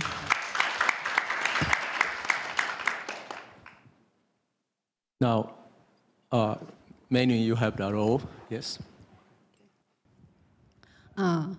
首先要恭喜三个 NGO 组织你们的得奖，真的是不容易，也辛苦了。虽然说我们素昧平生，而且孟加拉、哥伦比亚、黎巴嫩和台湾彼此相隔着数千甚至上万公里，不论宗教、种族、文化、语言、国情都完全不一样，但是却在共同追寻人权、法治的普世价值的奋斗路上，不约而同采取了相同的社会倡议和司法诉讼策略，来捍卫环境、保障人权、实现正义，真是天涯若比邻。台湾虽然在1987年解严，那在解严之前，台湾其实也是没有言论的自由、宗教信仰的自由，然后集会结社的自由和出版的自由。妇女遭受家暴、性侵，或是被离婚、被贩卖等等这些的事情稀松平常。那是一个男尊女卑、父权独大的一个社会。那也曾经有个别的妇女，那他们透过诉讼的方式到法院去寻求正义。但是不论是工作权、婚姻家庭的权利，或是人身的安全，都不幸暂时沙场。但是随着国内最早的妇女团体妇女新知杂志社在1982年成立，开始鼓吹女性主义，唤起性别意识的觉醒，并且在1987年解严之后发生了国父纪念馆事件，这是女性争取工作权的一个事件。那妇女新知的从这个协助的过程里面，然后从本土草根妇女的一个生命经验出发，去回顾人类在历史的发展里面，女人所扮演的角色跟所处的位置，让女人能够从附属的角色回到主体，思索自己生命的意义跟价值，回归到作为一个人的本质及人权，进而展开一连串的草根妇女的运动，包括草女妇女宪章、性别诉讼、性别立法、申请大法官会议解释的这些的策略的交互运用，终于使宪法增修条文能够让妇女的权限入宪。性别工作平等法、性侵害犯罪防治法、家庭暴力防治法、性别平等教育法、性骚扰防治法、儿童及少年性交易防治条例、刑法妨害性自主罪章的增订跟民法亲属篇的修订等等，对于妇女法律地位的提升以及妇女人权的保障都颇有注意。所以呢，能够使台湾在短短的30年内有一个男尊女卑、父权独大的一个社会，变成是一个性别平权的一个国家。同时，我们能够在2000年诞生了第一位的女性的副总统，2016年第一位的女性的总统，2016年也产生了我们跨性别的政务委员。同时，在2019年，我们成为亚洲第一个同性婚姻合法化的国家。同时，在2020年，我们在国会女性的国会议员的比例是占了高达41.59%比例。所以呢，从以上的这样的一个过程，其实我在这里也想跟几位 NGO 分享，法律在那样的一个时代里面，它是一个催促社会观念改变的一个非常重要的利器。可是你要改变法律，其实也需要整个一个配合。那台湾非常幸运的是，在整个民主化的过程里面，事实上是跟着所有的环保运动、劳工运动、妇女运动，然后农民运动并驾齐驱，因此大家互相奥援、互相学习、互相支撑，所以能够让我们走到今天。所以呢，最初为什么能够走上所谓的诉讼法律的策略呢？那是在1987年的时候发生了国父纪念馆，因为当时有所谓的禁婚条款、禁育条款，以及年满30岁就要自动离职这样的一个规定，所以这些的妇女朋友，她们勇敢地站出来，来争取她们的权益。可是，在当时发现根本没有法律可以用，她们要到法院去诉讼，但是却没有法律。所以，妇女新知再去声援这些妇女团体的当儿，发现了。没有法律，你怎么样去让他们能够走上诉讼的阶段？所以因而开始着手去修改法律。那为什么会去着手修改法律？其实也发现联合国在1975年已经定了一个妇女10年，要求所有的会员国在1975年到1985年，在这10年间，必须要把他们国内明目张胆歧视女性的法律把它废止，并且要采取一切积极的措施来保障男女平等。那同时，在1979年也通过了消除对妇女一切刑事歧视的公约，也就是 CEDAW 公约，要求各国依照这样的一个 CEDAW 公约去检视妇女的所有的这些的权益。但是非常遗憾，我们台湾在1971年退出了联合国，所以呢，在1987年的时候，我们根本不受拘束，甚至我们还发生了国父纪念馆事件。也就因为这样子因缘际会，所以妇女新知走向了修法的一个制定法律的一个路程，而制定了男女工作平等法，也就是今天的性别工作平等法。这个法律也因为企业主的反弹，把它列为企业出走的10大恶法之一，以致在立法院被冰冻了12年。但是这个法律，它是妇女从私领域走到公领域的第一步。那同时也学会如何去制定法律，如何去游说这些的国会议员。那所以这样的一部法律呢，它其实也召开了第一次的公听会，让法律的议题在制定之前能够在社会上引起讨论，形成共识。所以它具有一个深层的意义。但是也鉴于男女工作平等法送进立法院以后被冰冻了12年，所以接着妇女在婚姻家庭里面的所谓的结了婚以后，妻要从夫居，要冠夫姓，子女要从夫姓，所有的财产归夫所有，离婚的话孩子留下来，财产留下来，这样一个违反男女平等的一个法律的一个民法亲属篇开始修法。但是在这修法的策略里面，就不再把法案立刻送进立法院，而是开始在外面做运动。所谓开始在外面做运动，就是我们发起万人联署。因为法律它不应该是只有少数人、只有精英才懂的，它应该是全民的人，大家应该都要知道，而且它应该是落实到日常生活中。所以我们训练这些的婆婆妈妈们组成戏剧团，到各个社区去做演讲、去做表演，跟着律师一起下去做解释，同时发起这个所谓的问卷调查联署，所以联署了4万份。同时呢，我们设立了民法咨询热线，希望能够跟妇女朋友、女人帮助女人，你去了解到真正的民间的声音、基层的声音是什么，他们需要什么样的帮助。所以也透过志工的训练 ，empower 妇女，让这些妇女朋友们开始能够对自己有自信，也开始了解法律。那法律在制定的过程里面，我们组织的婆婆妈妈立法院游说团，在立法院里面去观察这些立法委员的言行。所以呢，也让这些的婆婆妈妈们发现政治不再是那么的恐惧，他们开始勇于参与公共事务，也开始对自己有自信。那当法律通过之后，我们同时组织了婆婆妈妈法院观察团，到法院去看看法官他在运用法律的时候是不是有性别意识，然后开始监督这些的法院跟法官。所以这些种种的历程，其实也就是在让整个一个这个。虽然透过法律的一个制度，但是必须要让这个法律是能够跟人民的生活贴近的，同时它能够是 empower 这些的人民，让人民大家能够一起往前走。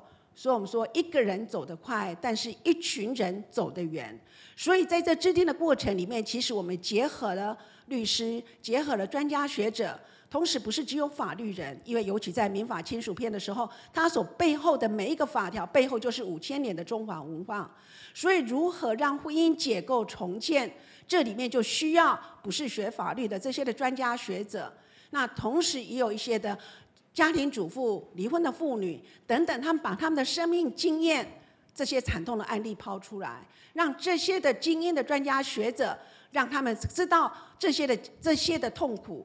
同时把他们的这些的痛苦，把它变成这些的条文。那这些的女性主义者，他去挑战着法律人的这些僵化的这些脑袋瓜。但是同时，法律人也把这些的女性主义者天马行空的这些思想，把它化为具体的条文。所以透过这样的一个大家的一个努力，终于能够让我们透过这样的一个法律，不管是立法或是诉讼，或是申请大法官会议的解释的方式，能够让妇女的权益受到保障。那也因为这样子，在我们的2012年开始的同婚合法化的过程，其实也透过这样的一个方式，透过诉讼、透过立法、透过大法官会议的解释，甚至还公投，用这样的方式，终于让我们台湾能够成为亚洲第一个婚姻平权的国家。所以这条路走了30-40年，但是一路走来，其实是透过大家的一个集结、一个努力。所以在这里，我也相信，在各国的NGO， 你们这条路上非常的艰辛，你们所面临到的困难，我们也都遇过。但是大家互相合作，大家互相支持，总有一天我们能够改变现状，能够达到我们所要的理想。谢谢。Great. Thank you. I wish I could allocate more time to her because she could come up with lots of work that we herself and Taiwan and the coalition of NGOs have done in the past through litigation and through pushing forward good laws legislation. Now let me turn to Clarence Cho for remarks, please. Thank you, Professor Ye. All my 3 NGO friends, all the panelists and the participants, maybe I should say good afternoon now. I really so touched by all my friends share their experience in this panel. And now I also want to share my own experience through the following topic. I would like to dividing my topic into three different things. And the first I would like to say the NGO's role, the NGO's legitimacy in Taiwan. Why I want to say this is because, as far as I know, most countries, they don't think NGO is good for their own their own place. But in Taiwan, if you have a chance to talk to the political sectors to the court, you will feel that they treat the NGOs very friendly. I think that's because there are two reasons. The first one is Taiwan has a special international status. After all, we are not the member of UN, so we don't have the chance to have a normal diplomatic relation with other countries. But to some NGOs, they can still to have connections with other NGOs in other countries. Which means the government sometimes they want to have their own connection with other countries. They can choose to cooperate with Taiwan's NGOs. And the other reason is, if you see Taiwan's history, for example, my organization, Taiwan Association for Human Rights, we also call STAR. We founded in 1984 under the martial law period. At that time, Taiwan was a one-party dominant system. But so many people wanted a more democratic society, so they choose to participate in some civil activists and constitute so many different parties, different clubs, and different NGOs to try to make the whole society better. Finally, we have a three-party alternation in 2000, 2008, and 2016, which also means that if one political party cannot have all government's power forever. Once they are not the ruling party, they should go down the stairs and listen to people's voice. They need to talk to the civil society. They need to cooperate with them. That's why in Taiwan, if you participate in NGO or an NGO activity, you have a bigger room to have a talk with some public sectors. And finally, we have a relative independent judicial system. So if we want to have a lawsuit, we want to bring some issue into the court, we will have a bigger chance to express what we want to do during the whole procedure. So that's Taiwan's NGOs, maybe not so special, but to me, it's a little different from other countries. And but now we also face another challenge. The first one is NGOs' legitimacy. In the past, if we want to criticize the government, it's easy because we just say, you don't have the regular elections.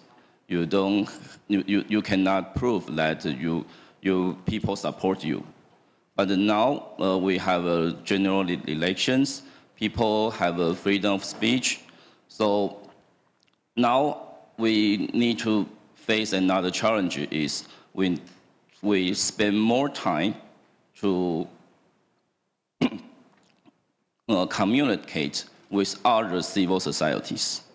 So now we cannot only want government to do something because other groups, other people who has different opinion with you, they also want to talk to the government. So we need to choose to talk to these people.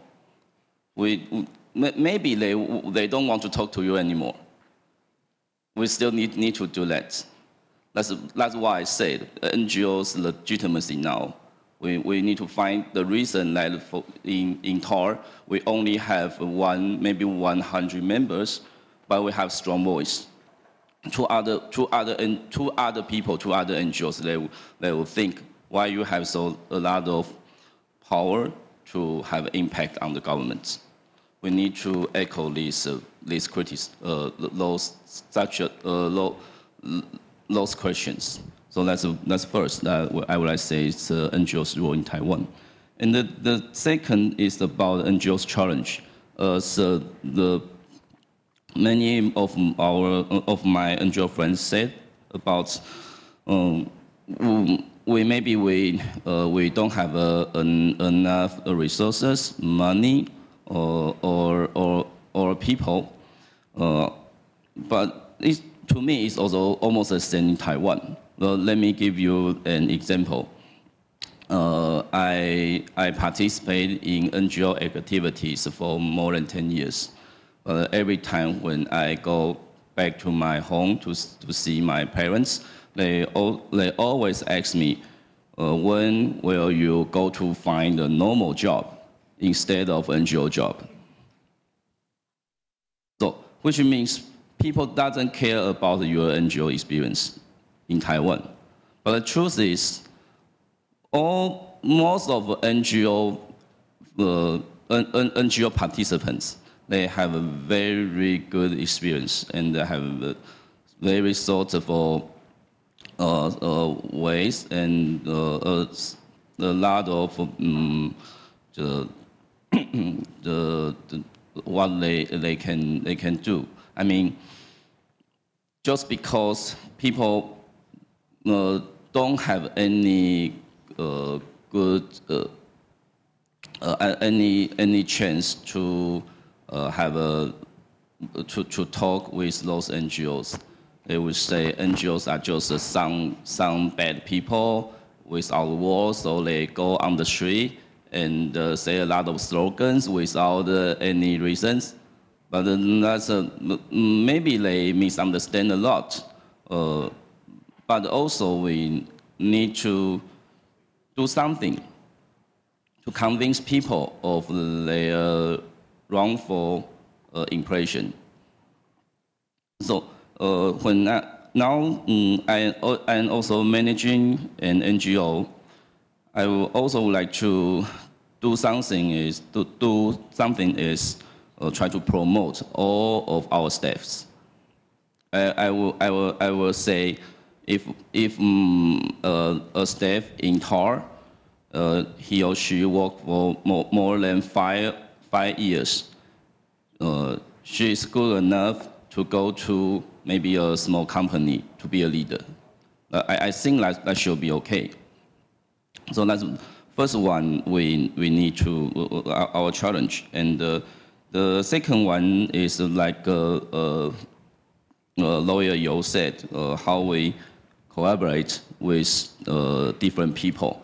You can see all of the panelists are lawyers. However, if you want more different thoughts, different values to put together to have a new strategy, new laws, new regulations, you need to find more people to join us together. But you need to find a way to let them are willing to join you. So you need to let the NGO we have, and we have so many arms, so many goals, but the methods, the tools are open and willing to accept different thoughts,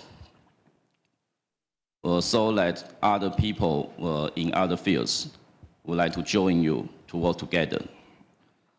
So I think maybe I spend too much time. I would like to say it's to me it's also a very meaningful chance to receive all other people's experience. So thank you, gracias, shukran, jadikan, Tuhan Yabada. Thank you. Thank you very much. I was very impressed by the last sentence. Well, lots of very international.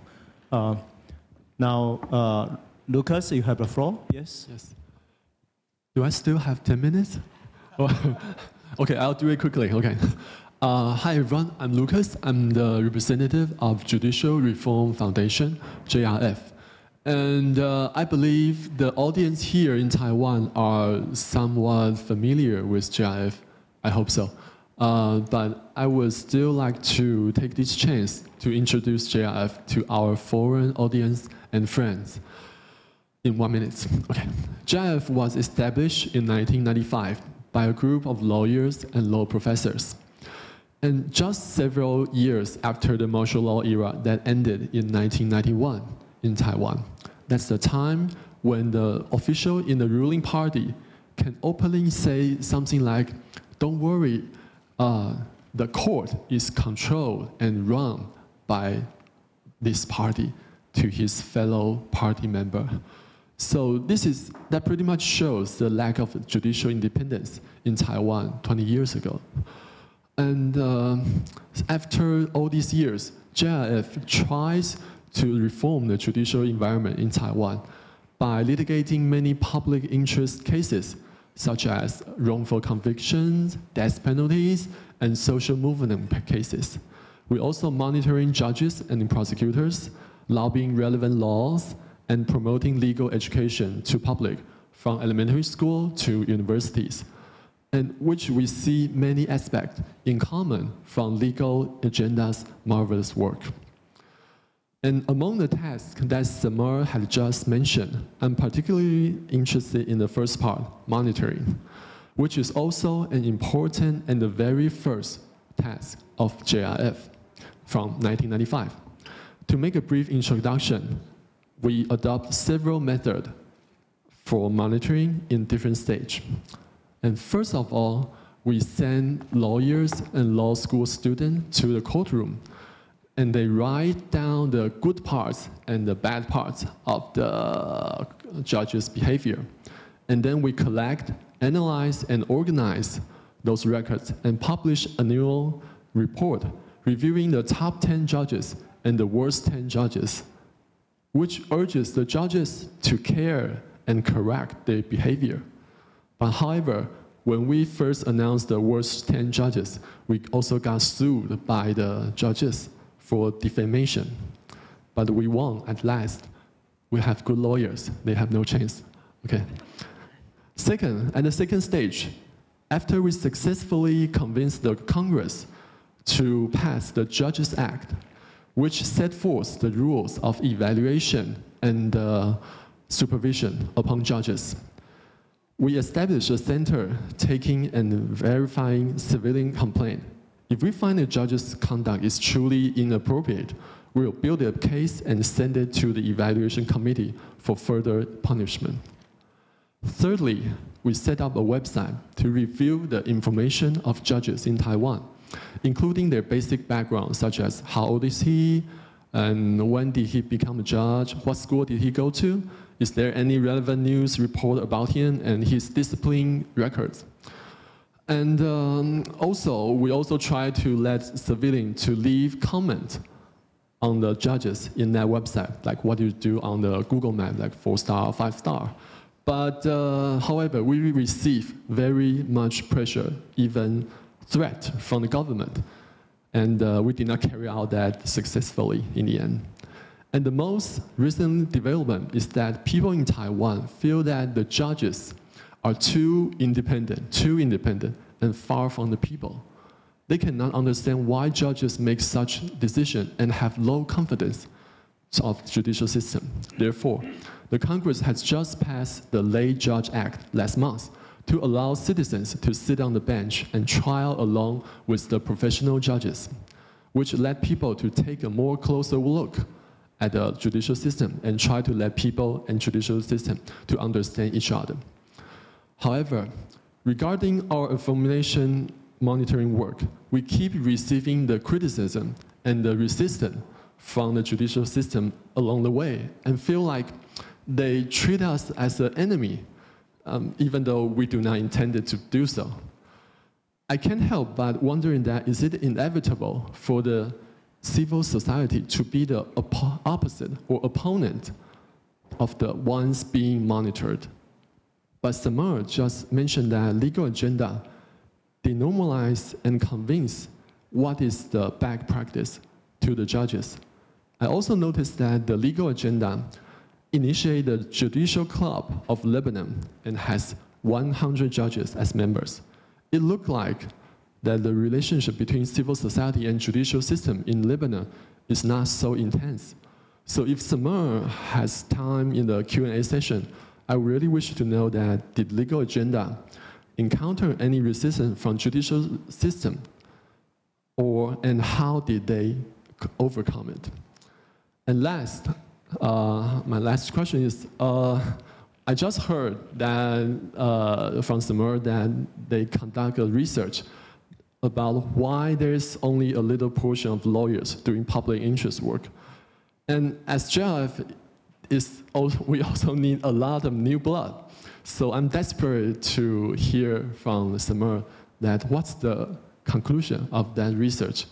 How to enhance lawyers to join civil society, and how can I convince the young people in this room to join JIF? Thank you.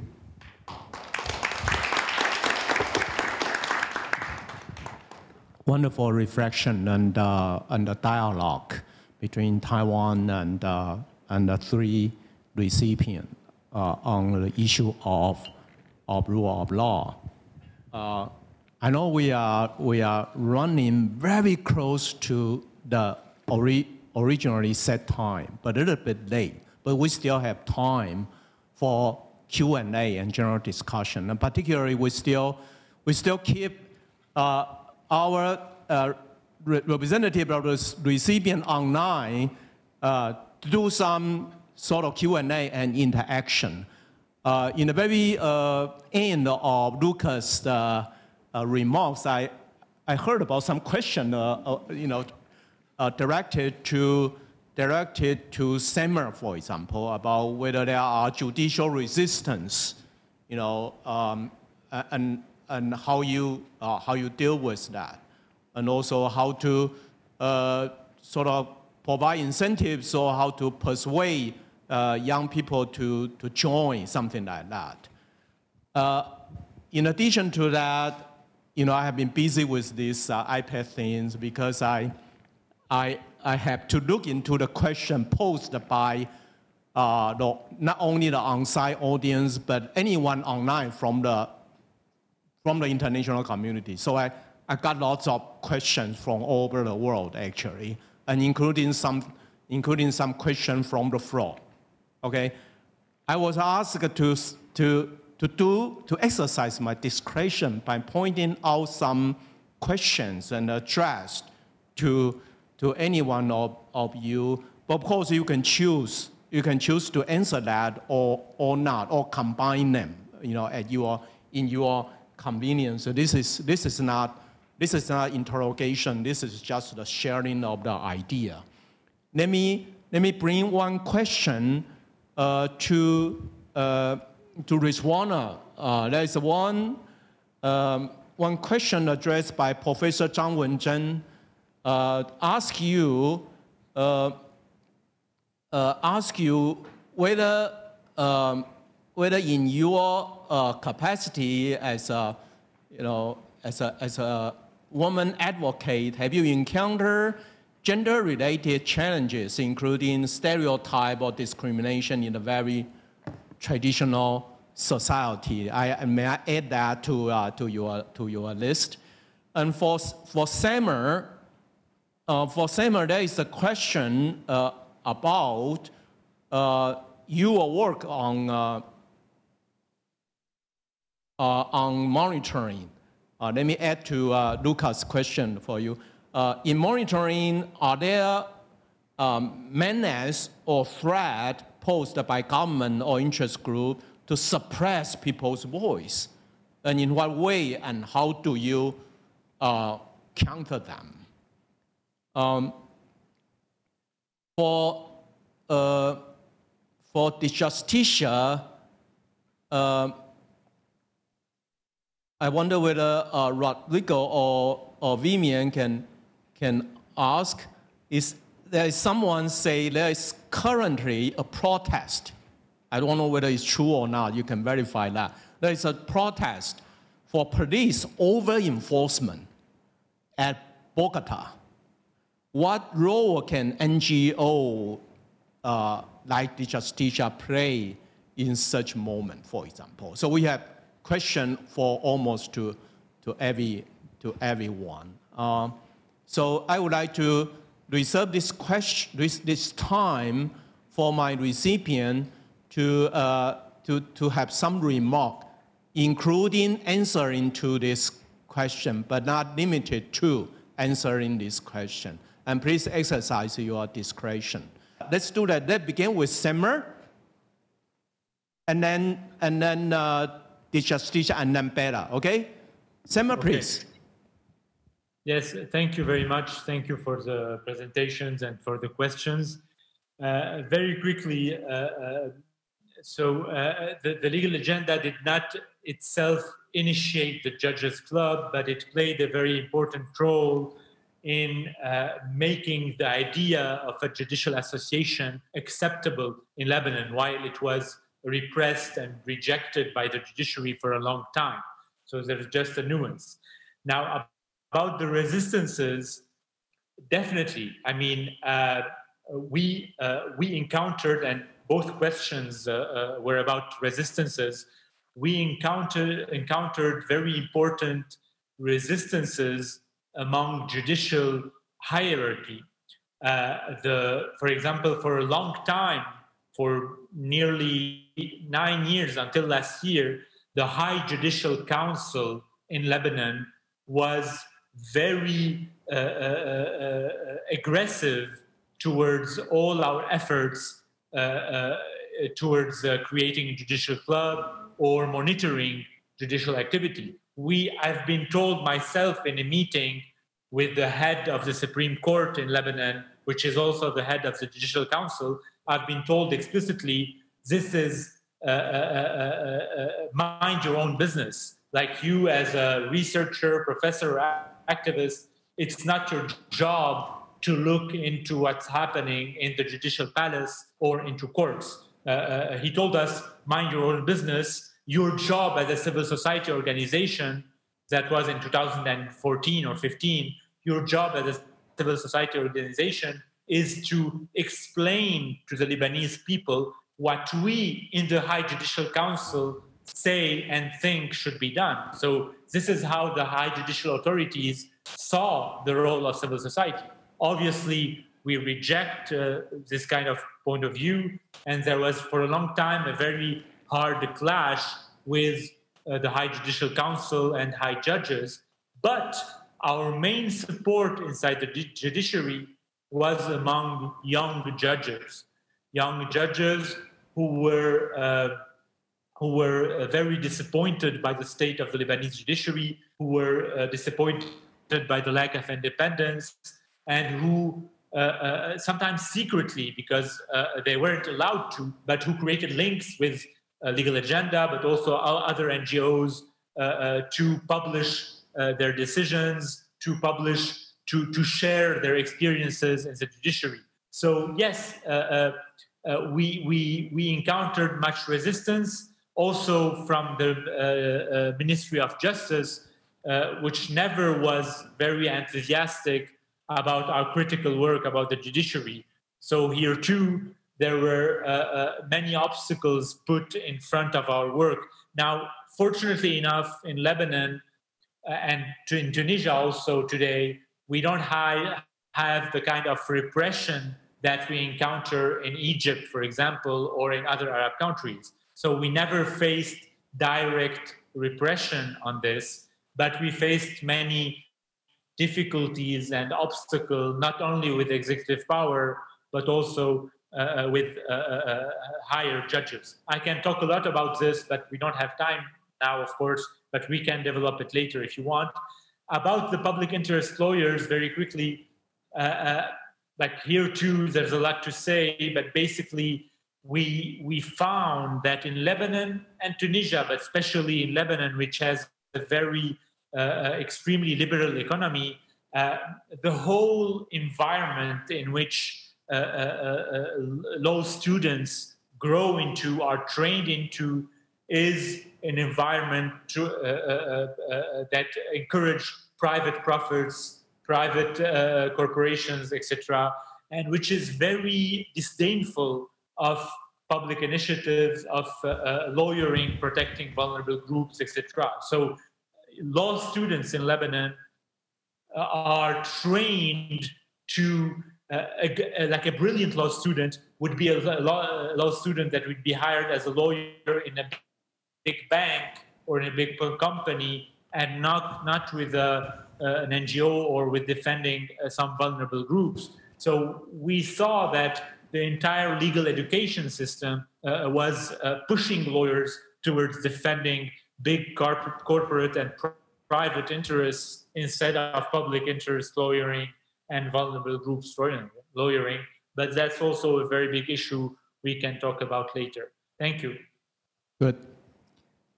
Vivian or Rodrigo, about a question? So I'm going to answer first the question that was directly addressed to us concerning police abuses in the recent demonstration in Colombia and demonstrations also made before in November of last year.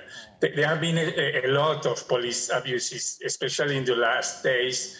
About 12 or 13 people were killed by the police in very, very serious events. So in that context, the role of NGOs such as the Justicia is in a sense triple.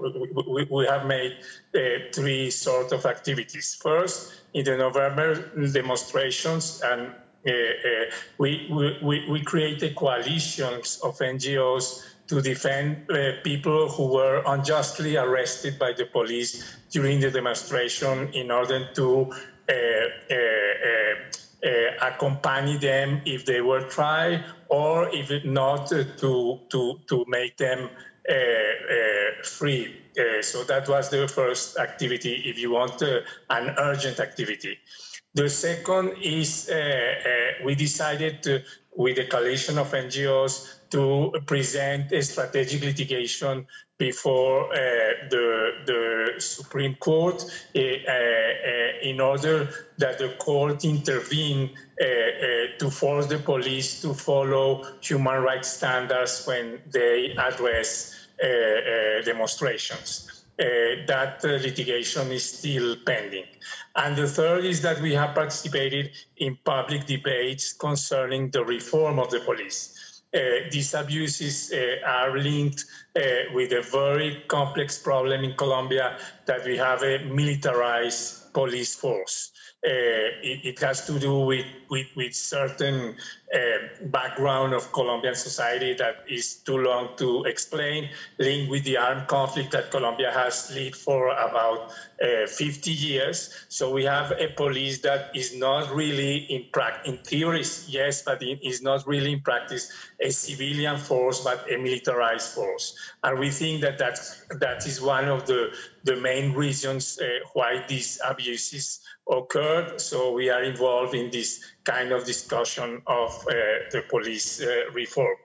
Finally, I would like to address two of the issues that were raised by other discussants and our colleagues of BILA and Legal Agenda.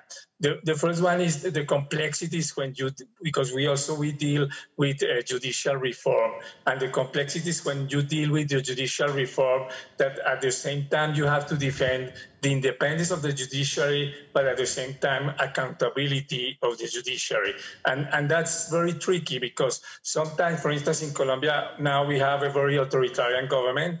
And so if we go too much for accountability, it can be used by the government in order to undermine independence of the judiciary. But if you reinforce too much independence of the judiciary without accountability, as our colleague of Taiwan said, then we have two judges that are too independent and they are not accountable, and the judiciary become more a corporativist judicial branch, and that's not good for democracy. And the second point is about this beautiful metaphor that was made by one of the discussants, that when you go alone, you can go very quickly, but if you want to go further, you have to go collectively. And I think that's a very good idea. That's why in the Justicia, we always try to make all our strategic litigations in cooperation with grassroots movements or with other NGOs in order to show that it's not only an idea of the Justicia, but a public interest issue that should be addressed by courts. Thank you. Thank you.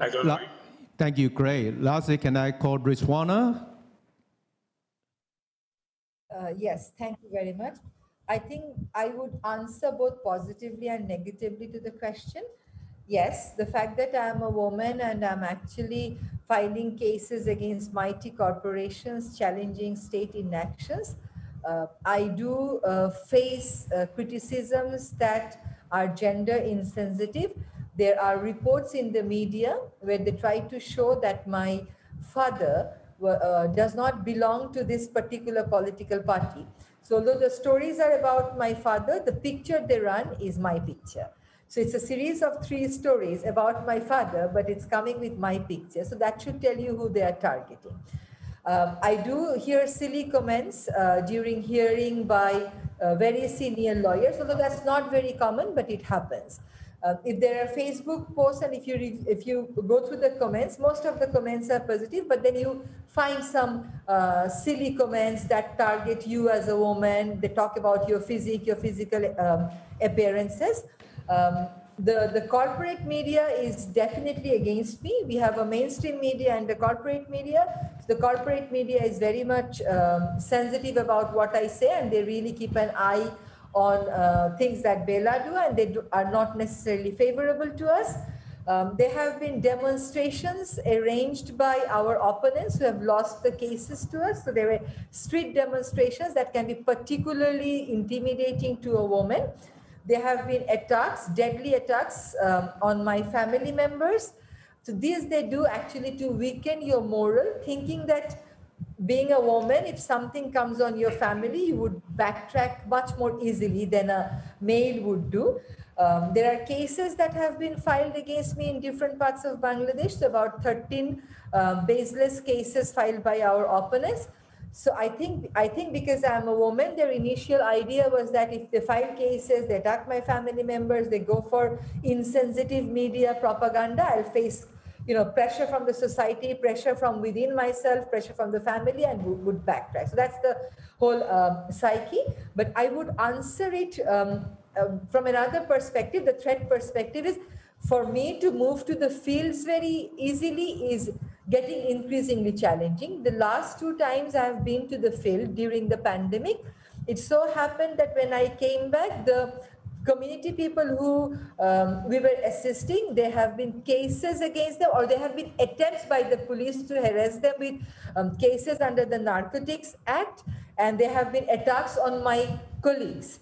So they were actually physically assaulted by local government elected representatives. So these are new phenomena that are adding up. Previously, field was risky, but I would always have the confidence that I'll make my way through. But now it's getting increasingly difficult because of the authoritarian regime that's sticking to power for too long a period and politicizing the entire chain of administration and local government institutions. On a positive note, because I am a woman, I'm trusted much more easily than a man.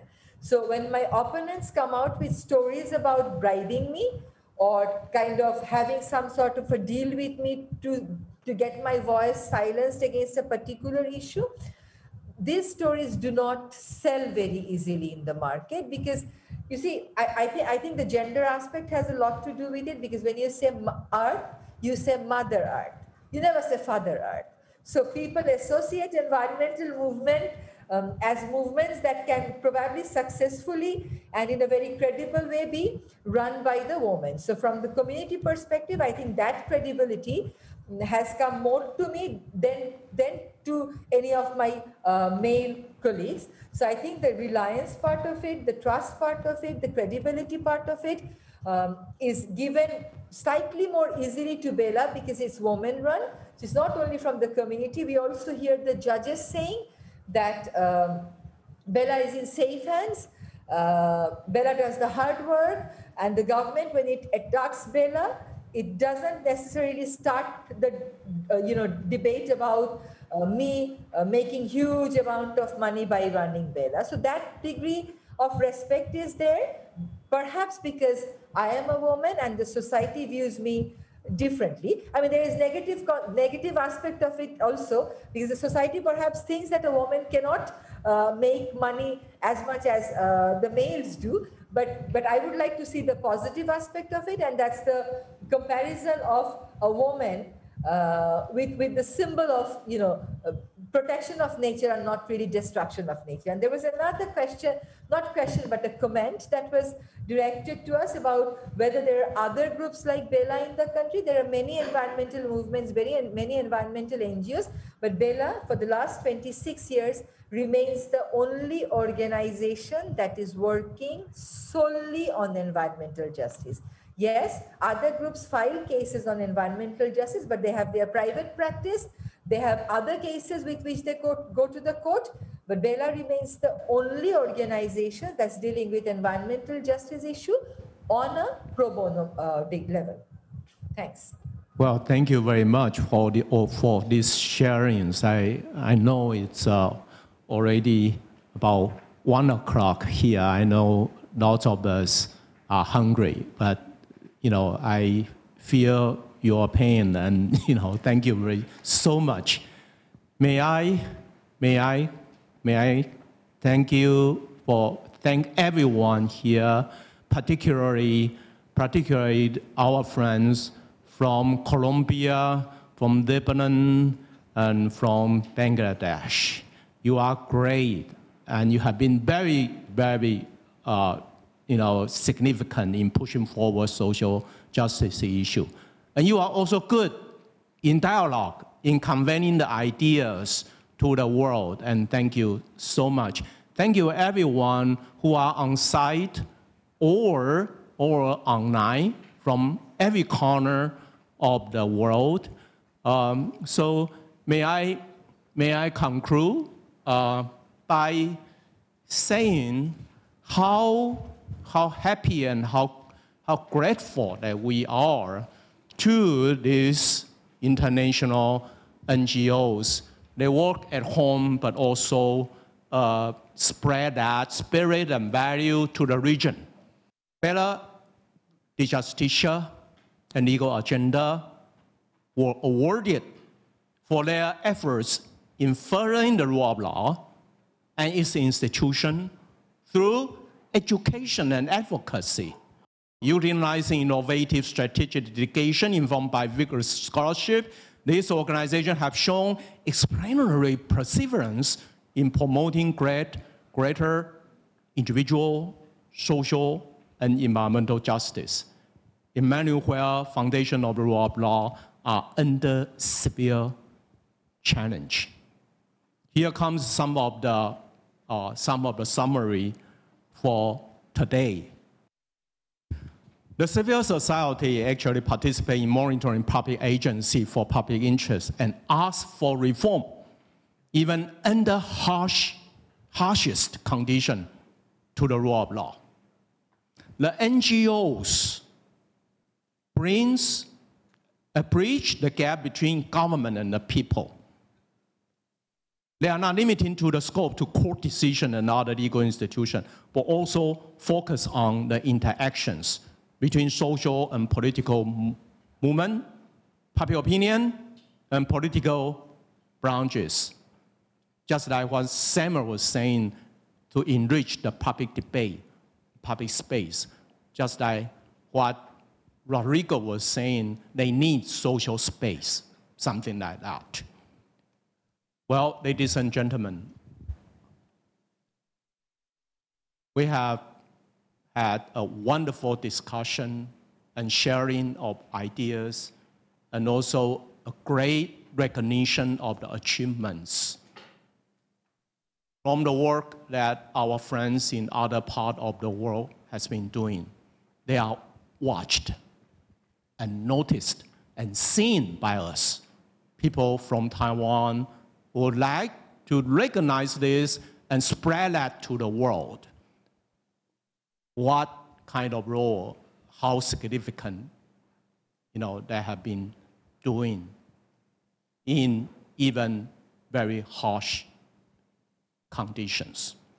So we learn a lot. They, unlike government official, unlike court justice, they don't have power.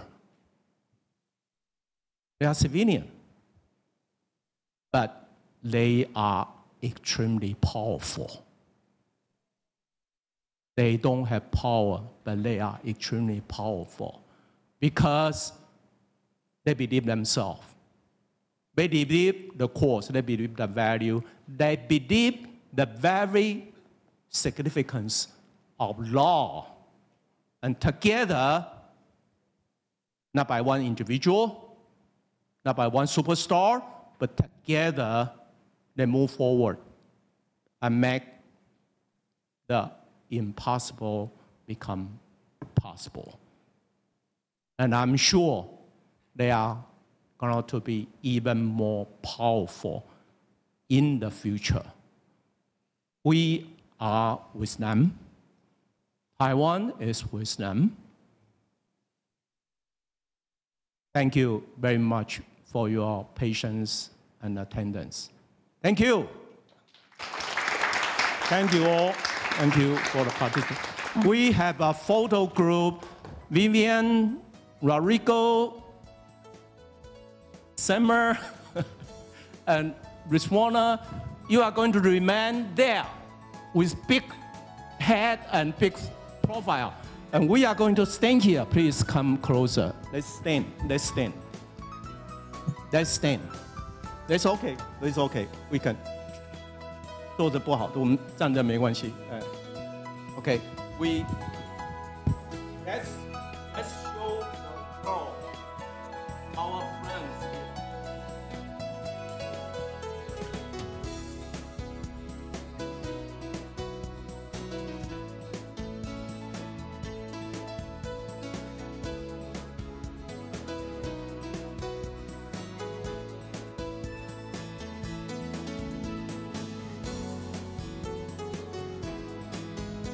Hey.